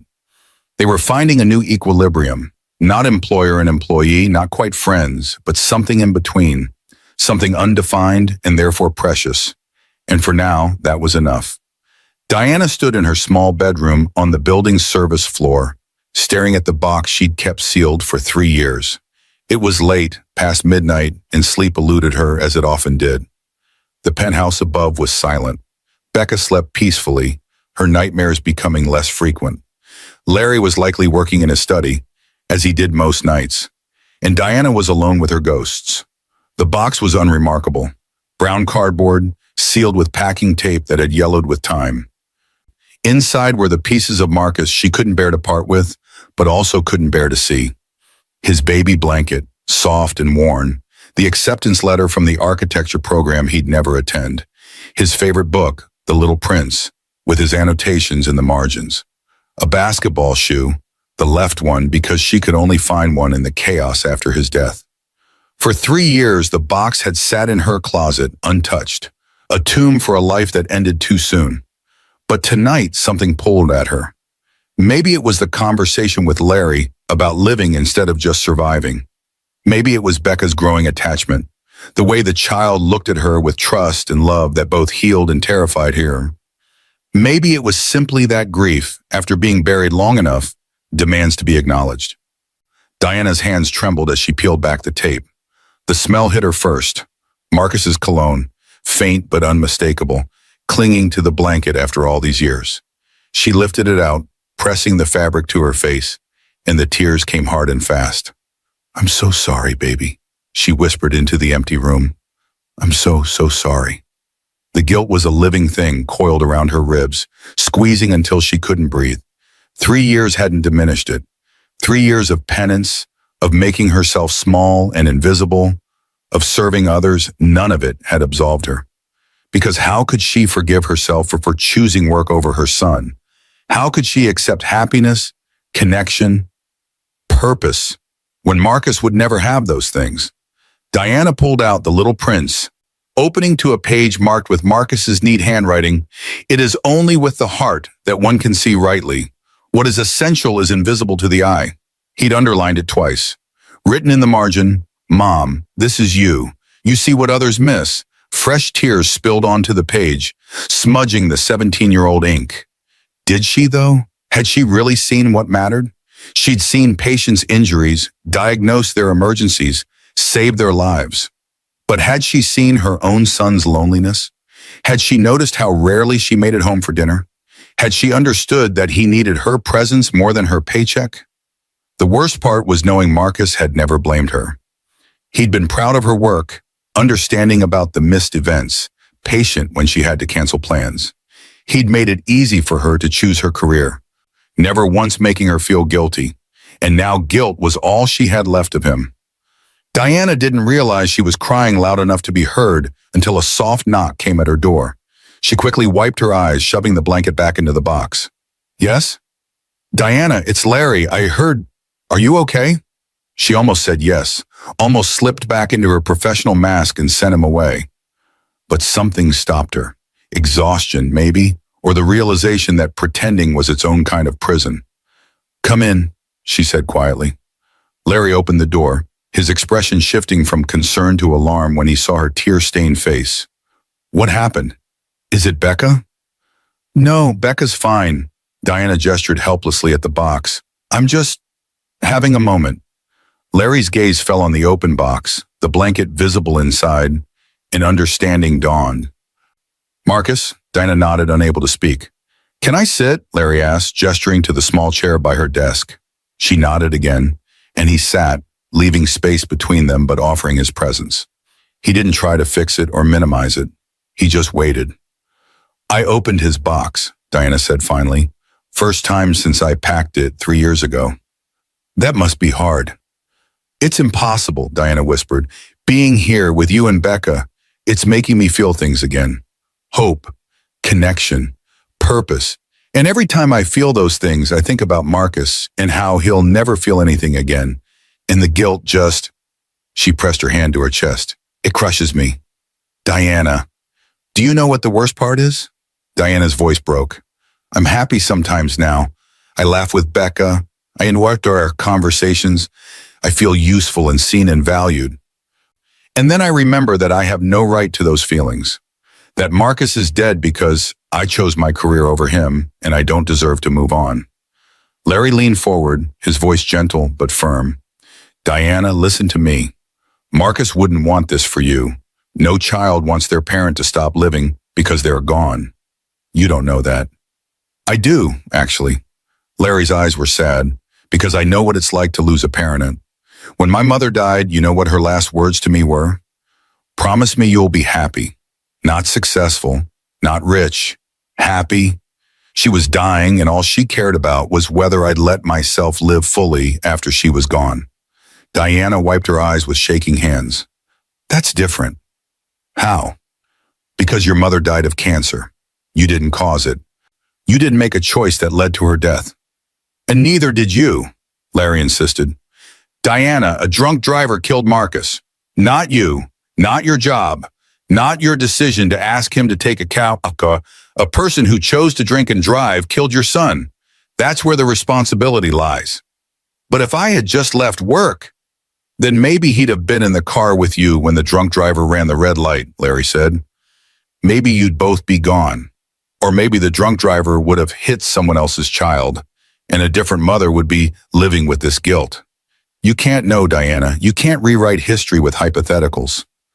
Diana shook her head, the logic not penetrating the wall of guilt. I just keep thinking, if I could go back, I'd choose differently. I'd leave work. I'd pick him up. I'd save him. Of course you would, Larry said softly. Every parent who's lost a child feels that way. But you can't go back. None of us can. We can only choose what we do with the time we have left. Diana looked at him, really looked at him, and saw something she'd never noticed before.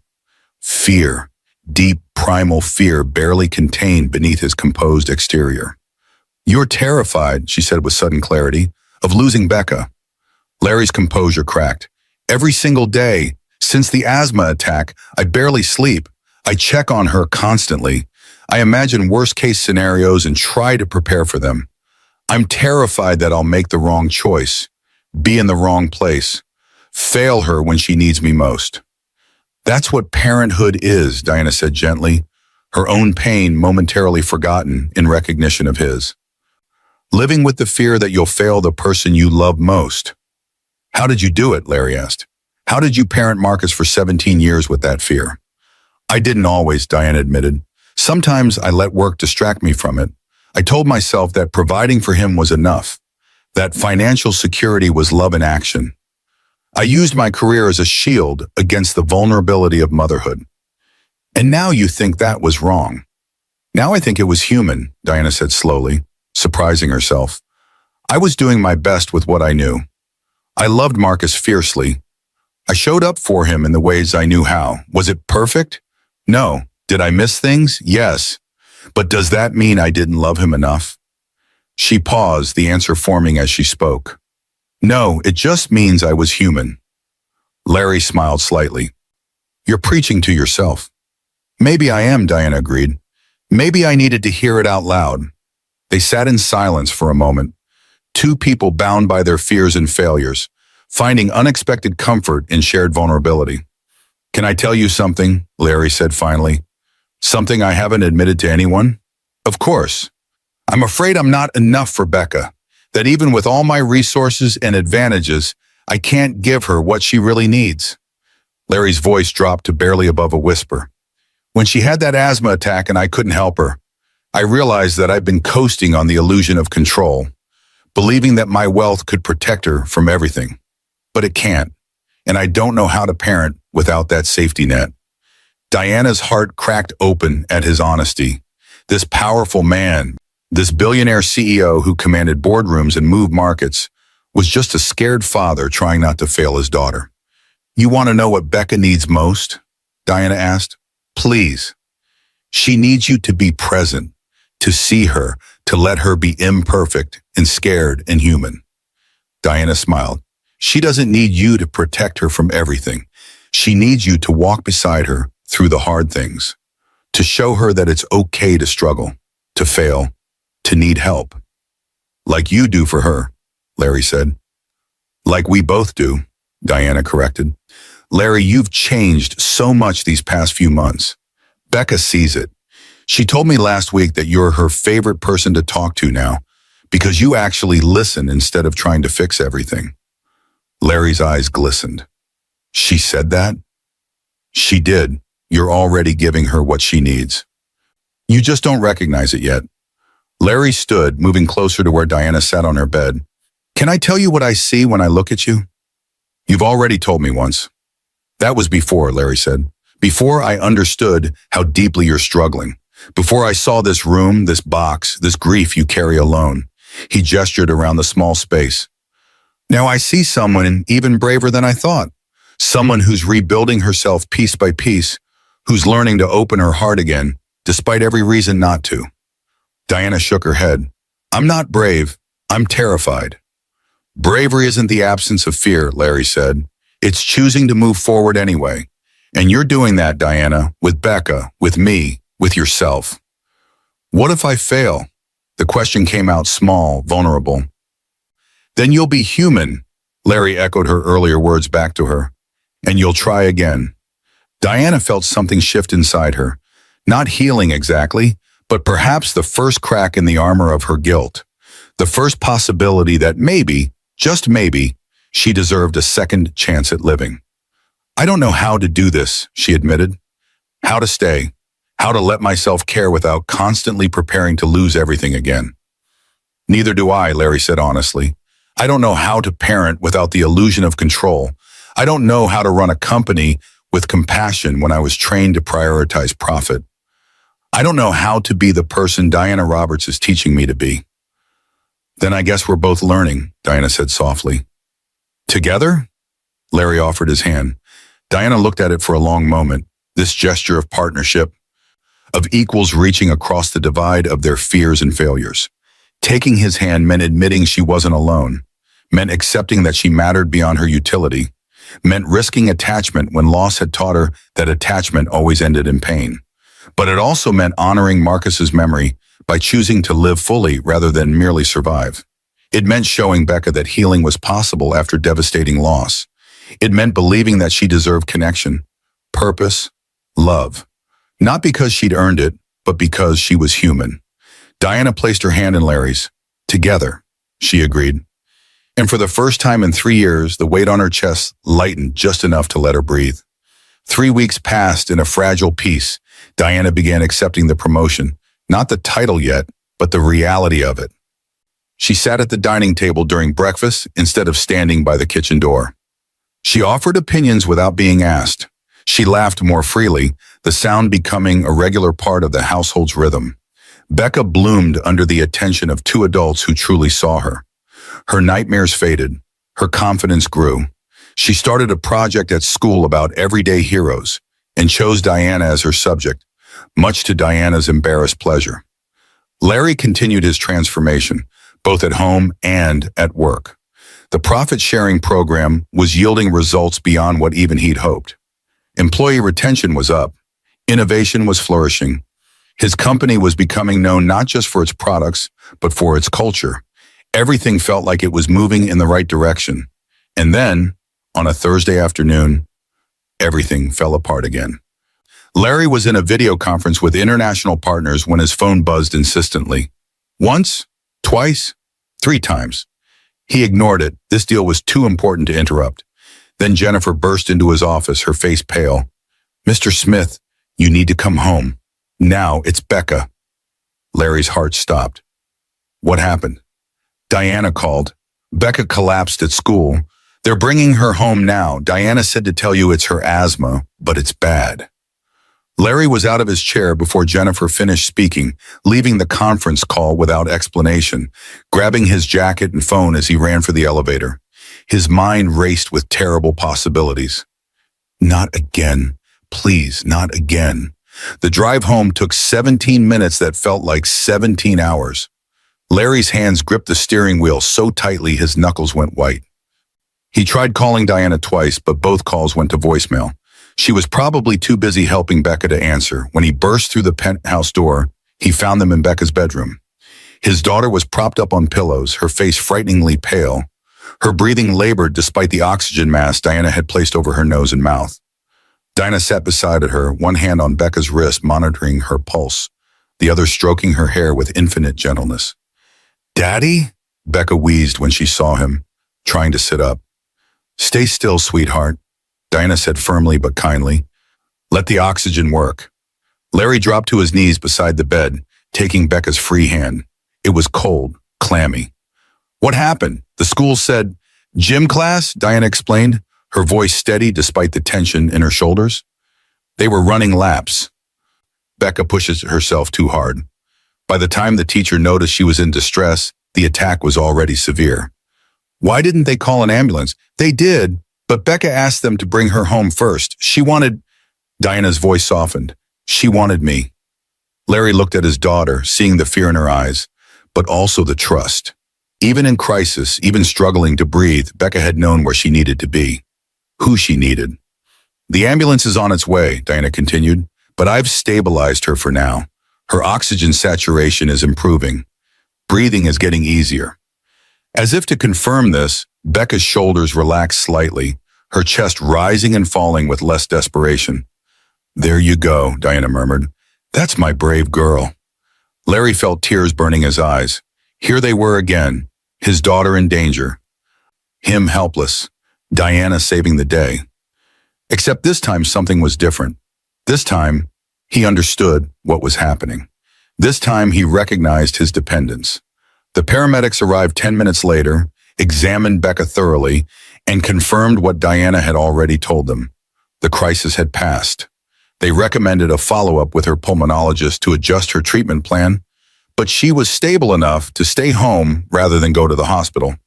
After they left, after Becca had fallen into an exhausted sleep with improved breathing, Larry found Diana in the kitchen making tea with shaking hands. Diana! She turned and he saw what she'd hidden from him earlier. The toll this had taken on her. Her face was drawn, her eyes haunted.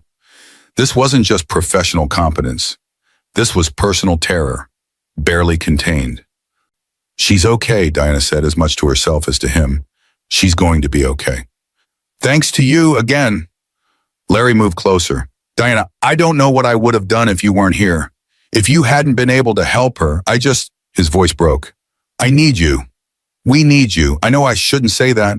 I know it's not fair to put that on you. But it's true. Diana set down her teacup with a sharp clink. Larry, we need to talk. Something in her tone made his stomach drop. Okay. Sit down. Larry sat at the kitchen island, dread pooling in his gut. Diana remained standing, her arms wrapped around herself as if holding something in or together. When she spoke, her voice was measured, careful. When I came to work for you 3 years ago, I needed to disappear, to be invisible, to serve without being seen. You gave me that, whether you meant to or not. She paused. But these past few months, you've pulled me back into visibility, into mattering, and that's been both healing and terrifying. Diana, if I've pushed too hard, let me finish. Diana's tone was gentle but firm. What happened today with Becca forced me to face something I've been avoiding. When that school called and said she couldn't breathe, my first thought wasn't, I'm her maid, or this is my job. It was, I have to save her because I love her. Larry felt his throat tighten. That's good, isn't it? Is it? Diana's eyes were bright with unshed tears, because the second thought I had was, what if I fail? What if I lose another child I love? And then I realized I've let myself become dependent on this family, on Becca needing me, on you valuing me, on this role that feels safe and known. I don't understand what you're saying. Diana took a deep breath. I'm saying that I've traded one form of hiding for another. Before, I hid by being invisible. Now I'm hiding by being indispensable, by making myself so necessary to you and Becca that I don't have to figure out who Diana Roberts is beyond her utility to others. Larry felt like the ground was shifting beneath him. You're not just utility to us, you're family. Am I? Diana's voice was kind but challenging. Or am I the help who you've elevated because I saved your daughter? Larry, we've never truly dealt with the power dynamics here. I'm still your employee. I still depend on you for housing, income, security. No matter how much respect you show me, no matter how much Becca loves me, I'm still fundamentally in a subordinate position. Then let's change that, Larry said desperately. Take the promotion, equal partnership. I'll pay you whatever. It's not about money, Diana interrupted. It's about autonomy. It's about building something that's mine, not just being essential to something that's yours. The words landed like a blow. Larry understood, even as he wanted to argue. Diana was right. She'd gone from serving him invisibly to serving him visibly, but it was still service. Still her life revolving around his needs, his daughter, his household. "What are you saying?" Larry asked quietly. "That you want to leave?" Diana was silent for a long moment. When she spoke, her voice trembled. "I'm saying I don't know. Today, when Becca needed me, I didn't hesitate. I did what needed to be done because I love her. Because I love both of you, if I'm being honest. But afterward, sitting with her while she slept, I realized that love isn't enough. I need purpose beyond being needed. I need to matter on my own terms, not just because I'm useful to others." "You do matter, on your own terms." "Do I?" Diana met his eyes. "Larry, if Becca's asthma was cured tomorrow, if you didn't need my medical expertise anymore, would I still be here? Would you still value me? Or would I go back to being the maid?" "That's not fair," Larry protested. "You know I've changed. You know I see you." "I do know that," Diana agreed, "and I'm grateful for it. But seeing me isn't the same as letting me be free. And right now, I'm not free.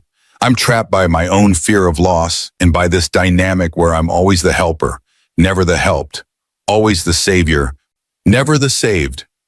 Larry felt panic rising in his chest, the same panic he'd felt watching Becca struggle to breathe. "What do you need? Tell me what you need, and I'll make it happen." "That's exactly the problem," Diana said softly. "You can't make this happen. I need to figure out who I am beyond service, beyond grief, beyond my relationship to you and Becca. And I can't do that while living here, while being your employee, while being caught in this web of dependence, both yours on me and mine on you." "So you are leaving?" Larry's voice was hollow. "I don't know," Diana repeated, tears finally spilling down her cheeks. "Part of me wants to stay forever, wants to watch Becca grow up, be there for her first day of high school, her graduation, her wedding. Wants to keep having morning conversations with you about philosophy and parenting and what it means to live well." "Then stay," Larry pleaded. "Diana, please. We'll figure out the rest. We'll redefine the relationship.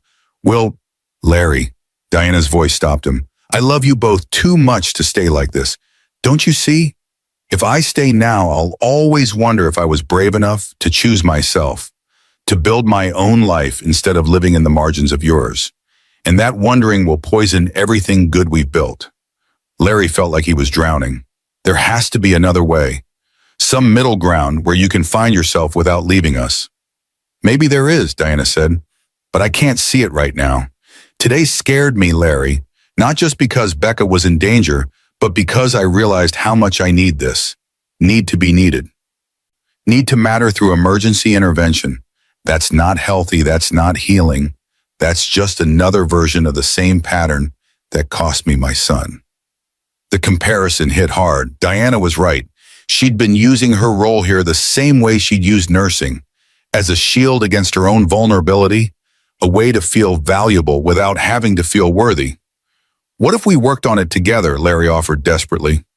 "What if you stayed, but we consciously shifted the dynamic, made space for you to explore your own interests, build your own purpose, while still being part of our lives?" Diana smiled sadly. "That's generous, and maybe eventually that could work. But right now I'm too enmeshed, too dependent. I need distance to gain clarity." "How much distance?" "I don't know yet," Diana admitted. "Maybe just some time away. Maybe something more permanent. I need to figure that out." Larry stood, moving toward her but stopping short of touching her, respecting her space even as his heart broke. "Can I ask one thing?" "Of course." "Don't decide right now, not in the aftermath of today's crisis, not while you're scared and exhausted. Give it time. Give us time." Larry's voice was raw with emotion. "I can't force you to stay. I won't try, but I'm asking you, please don't make this decision from a place of fear." Diana looked at him for a long moment, seeing his vulnerability, his genuine care, his desperate hope. "Okay," she said finally, "I won't decide today, but Larry, you need to prepare yourself for the possibility that I might leave, that this might not have the ending you want." "I know," Larry whispered. I can't imagine this house without you. Can't imagine Becca growing up without you. Can't imagine becoming who I'm supposed to be without your wisdom to guide me. That's exactly why I might need to go, Diana said gently, because you need to learn to stand on your own, to trust your own judgment, to be the father Becca needs without relying on me to translate her needs. And I need to learn to matter without being essential to someone else's crisis. They stood in silence, the weight of the conversation settling around them like snow. Finally, Diana said, I should check on Becca. Larry nodded, unable to speak. As Diana left the kitchen, Larry sank back onto the stool, his head in his hands. He'd been so focused on his own growth, on becoming a better person, that he hadn't considered what Diana needed. Hadn't realized that his dependence on her, even when wrapped in respect and care, was still a form of constraint. He'd asked her to stay, to be part of their lives, to let herself care. But he'd never asked what she wanted for herself, what dreams she'd deferred, what life she might build if she wasn't busy holding his together. Upstairs, Becca slept peacefully, breathing steadily. And somewhere between the kitchen and the bedroom, Diana Roberts was deciding whether love was enough reason to stay or whether she needed to leave to finally learn how to save herself. The decision came to Larry in the middle of the night, 2 days after Diana's confession in the kitchen. He'd been lying awake, replaying their conversation, understanding finally what he'd been too blind to see. Diana didn't need him to give her a better position in his household. She needed the freedom to build her own foundation, her own purpose, her own life. And if he truly cared about her, truly saw her as the remarkable woman she was, then he had to let her go, but not without giving her the means to fly. The next morning, Larry asked Diana to meet him in his study. She came hesitantly, probably expecting another plea for her to stay. Instead, she found him with papers spread across his desk and an expression she couldn't quite read. Sit, please, Larry said. Diana sat, her posture guarded. I've been thinking about what you said, about needing to build something that's yours. Larry slid a folder across the desk. I want to help you do that. Diana opened the folder cautiously. Inside were incorporation documents for a nonprofit organization, preliminary budgets, legal filings, all bearing the name the Marcus Roberts Foundation for Emergency Medical Access. Her breath caught. What is this? It's a healthcare nonprofit focused on providing emergency medical training and resources to underserved communities, Larry explained. Places where people die from treatable conditions because they don't have access to trained professionals or basic equipment.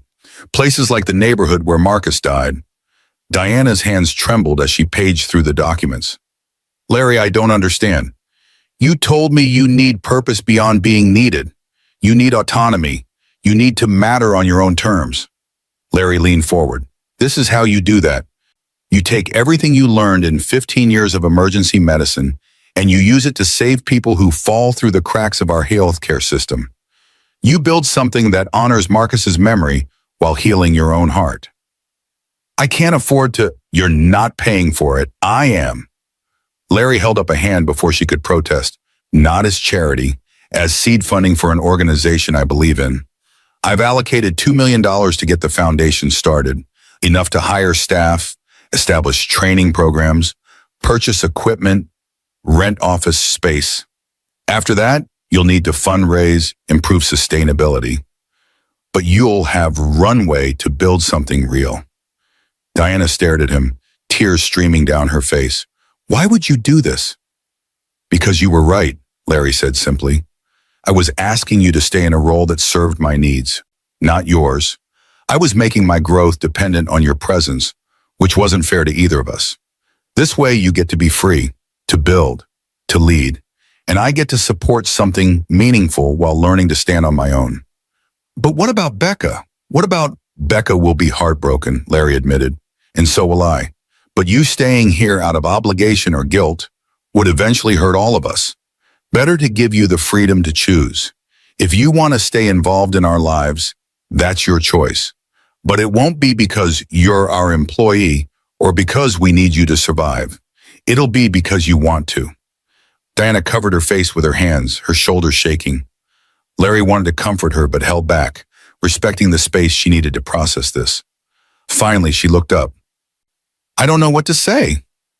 Say you'll think about it, Larry replied. Say you'll consider building something that makes Marcus's death mean something. Say you'll give yourself permission to be more than what others need you to be. Diana looked down at the papers again, seeing her son's name printed there in official legal language. The Marcus Roberts Foundation. A legacy, a purpose, a way forward that honored the past without being imprisoned by it. I'll think about it, she whispered. Over the following weeks, something remarkable happened. Diana began to dream again. She spent hours researching emergency medical access gaps in underserved communities. She reached out to former colleagues from her nursing days, tentatively rebuilding connections she'd severed in her grief. She drafted training curricula for community health workers.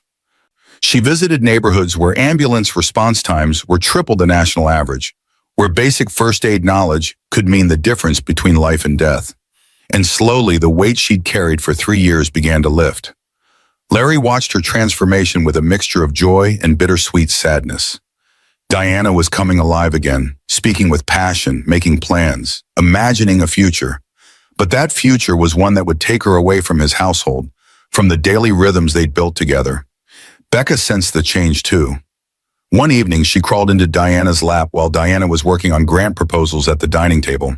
"Are you leaving us, Miss Diana?" Becca asked quietly.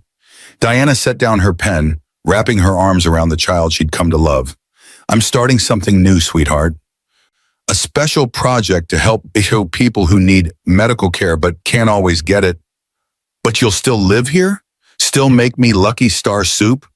Diana's heart clenched. "I'll probably need to move closer to where the foundation's office will be. But that doesn't mean I won't see you. You are very important to me, Becca. That doesn't change." "Promise?" "I promise," Diana said, meaning it completely. "You and your daddy changed my life. I'm not disappearing. I'm just growing like you grow every year, getting taller, stronger, braver. That's what I'm doing too." Becca considered this, her 9-year-old wisdom processing complex emotions. "Daddy says growing up means things change, but the important stuff stays." "Your daddy is very smart," Diana said, kissing the top of Becca's head. "The important stuff definitely stays." 3 months later, the Marcus Roberts Foundation officially opened its doors in a modest office space in Brooklyn, not far from where Diana's son had died. The opening ceremony was small, just Diana, Larry, Becca, a few former nursing colleagues, and representatives from the community organizations they'd be partnering with. No press, no fanfare, just people committed to making sure others didn't fall through the cracks the way Marcus had. Diana stood at the front of the room, looking at the faces gathered there, and felt something she hadn't felt in 3 years. Hope.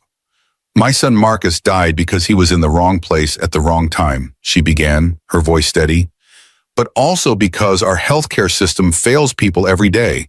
People in neighborhoods without adequate emergency services, people who can't afford ambulances, people who don't know basic first aid that could save a life." She gestured to the training materials displayed on tables around the room. "This foundation exists to change that. We're going to train community health workers, provide free emergency response equipment to underserved areas, teach people that they have power to save lives, even without medical degrees or expensive technology." Diana's eyes found Larry and Becca in the crowd. "I learned something important recently. That real power doesn't come from wealth or status or professional credentials. It comes from showing up for each other, from seeing people's humanity, from choosing compassion over convenience." Larry smiled, recognizing his own journey in her words. "Marcus will never get to become the architect he dreamed of being," Diana continued, her voice thickening with emotion. "But through this work, through every life we save, through every person we train, his dream of building something that matters lives on. And maybe, in some small way, that's enough." The room erupted in applause. Diana stepped back, overwhelmed, and felt a small hand slip into hers. Becca had made her way to the front, standing beside her with fierce pride.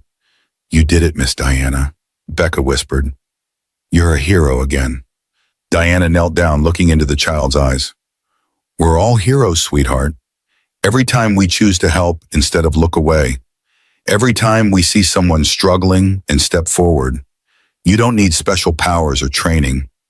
You just need courage and compassion." "Like you taught me," Becca said. Like we taught each other, Diana corrected. 6 months into the foundation's operation, Diana's work was exceeding all expectations. They'd trained 50 community health workers to distributed emergency supply kits to 36 neighborhoods, responded to 14 situations where their intervention prevented tragedy. Larry supported the foundation not just financially but personally, serving on the board, using his business connections to open doors, learning about healthcare inequity with the same intensity he'd once applied to market analysis. But more importantly, he'd learned to parent Becca without relying on Diana's constant presence. He'd internalized the lessons Diana taught him about listening, about presence, about seeing his daughter's full humanity. Becca was thriving, confident, compassionate, secure in her father's love and attention. Diana had moved into a small apartment near the foundation's office, but she had dinner with Larry and Becca every Sunday, not as their employee, not as someone obligated to show up, but as someone who chose to be part of their lives because she wanted to be. The power dynamics had finally, truly shifted. One Sunday evening after Becca had gone to bed, Diana and Larry sat on the penthouse balcony, watching the city lights twinkle below. "Can I tell you something?" Larry said. "Something I have been afraid to say."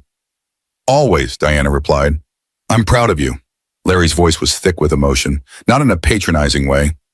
"Not as your former employer, but as someone who's watched you transform yourself, rebuild your life, honor your son's memory while creating your own future. You're extraordinary, Diana." Diana smiled, the compliment landing differently than it would have a year ago. Now she could receive it without deflecting, without minimizing, without immediately pivoting to service. "I'm proud of you too," she said. "You've become the father Becca deserves, the leader your company needs, the person you were always capable of being." "We've both grown," Larry observed. "We have," Diana agreed, "though I think Becca's taught us as much as we've taught each other. She has a gift for seeing what matters." "She learned that from you." "And from you," Diana countered, "from watching you choose humility over pride, compassion over control, people over profits." They sat in comfortable silence, two people who'd found each other in crisis and emerged as genuine partners, not in employment, but in the deeper work of becoming fully human. "Do you ever regret it?" Larry asked. "Leaving the household? Starting over?" Diana considered the question carefully. "I regret that I didn't have the courage to do it sooner. I regret the years I spent hiding instead of healing. But leaving your employment to build the foundation? No. That was the rightest thing I've done since Marcus died." "Even though it was hard?" "Especially because it was hard," Diana said. "Growth requires letting go of what feels safe. I was safe in your household, valued, needed, comfortable. But I wasn't free, and I needed freedom more than I needed safety." "And now," Larry asked, "are you happy?" Diana smiled, a genuine expression of contentment that had been absent for so long. "I'm getting there. Some days are harder than others. Grief doesn't disappear just because you're doing meaningful work. But I'm building something that matters. I'm honoring Marcus's memory. I'm helping others avoid the pain I experienced. And I'm doing it on my own terms, with my own agency. That feels like victory." "It is victory," Larry affirmed. Below them, the city hummed with millions of lives intersecting, each person carrying their own stories of joy and loss, failure and redemption. Somewhere out there, a community health worker Diana had trained was probably responding to an emergency. Somewhere, a life was being saved because Diana had chosen to transform her grief into purpose. "Thank you," Diana said suddenly. "For what?" "For seeing me when I was invisible. For pushing me when I needed pushing. For giving me the resources to build a foundation, but the freedom to build it my way." Diana turned to face him. "You could have made the foundation contingent on me staying. Could have used it to keep me tethered to your household. But you didn't. You gave freely, expecting nothing in return. That's true generosity." "You taught me that," Larry said. "You gave freely for 3 years. Your skills, your wisdom, your heart. Never asking for recognition or reward. Just showing up. I learned from watching you." "Then we're even," Diana said with a smile. "I don't think we're keeping score anymore," Larry replied. "No," Diana agreed. "I don't think we are." Inside, Becca stirred in her sleep, her breathing steady and strong. The nightmares that had plagued her after the first asthma attack were long gone, replaced by dreams of the future, of growing up in a household where she was truly seen, valued for who she was rather than who others needed her to be. She was learning from both her father and Diana that real power didn't come from wealth or status or even extraordinary skills. It came from choosing to show up fully, to see others clearly, to act with compassion even when it was difficult. She was learning that heroes weren't always the people with the most resources or the loudest voices. Sometimes they were the quiet ones who simply refused to look away when others were suffering, the ones who stepped forward when everyone else stepped back. She was learning that family wasn't just about blood or legal bonds. It was about choosing each other day after day, even when that choice was hard. Outside on the balcony, Diana and Larry continued talking, their conversation ranging from practical matters to philosophical questions. From Becca's latest school project to the foundation's expansion plans. Two people who'd started as employer and employee, who'd become teacher and student, who'd evolved into genuine partners in the messy, beautiful work of becoming better humans. Their journey hadn't been easy. There had been pain, confrontation, difficult realizations about privilege and power, fear and loss. There had been moments when staying would have been simpler than growing, but they'd chosen the harder path. They'd chosen transformation over comfort. They'd chosen to see each other fully, even when that seeing revealed uncomfortable truths. And in doing so, they'd discovered what true power actually meant. Not domination, not control, not even competence or expertise, just the quiet, revolutionary act of recognizing each other's full humanity and honoring it with their choices. 1 year after the foundation's opening, Diana received a call from a mother in the Bronx. Her teenage son had collapsed at a basketball game, and a community health worker Diana had trained had saved his life using CPR and an AED the foundation had provided. "I don't know who you are," the mother said through tears, "but you gave my baby back to me. How do I thank you for that?" Diana thought about Marcus, about Larry, about Becca, about all the ways we save and are saved by each other. "You don't have to thank me," Diana said gently.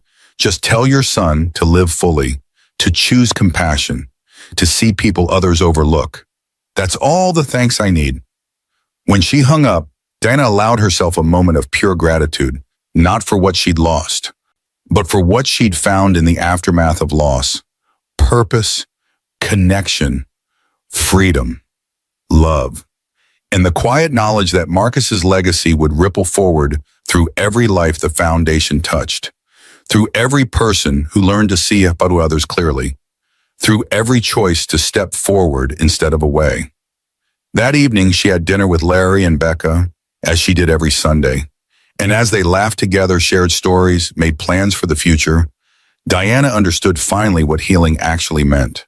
Not forgetting the past, not erasing the pain, but carrying it forward with grace, transforming grief into purpose, loss into love, invisibility into the most powerful visibility of all. The revolutionary act of being fully, authentically, courageously herself. Thank you for staying with me until the very end of this incredible journey. If this story touched your heart, wait until you see what's coming next. It's even more powerful and inspiring than you can imagine. So don't go anywhere. Click on that video showing on your screen right now to dive into another amazing story that will absolutely blow your mind. Trust me, you won't regret it.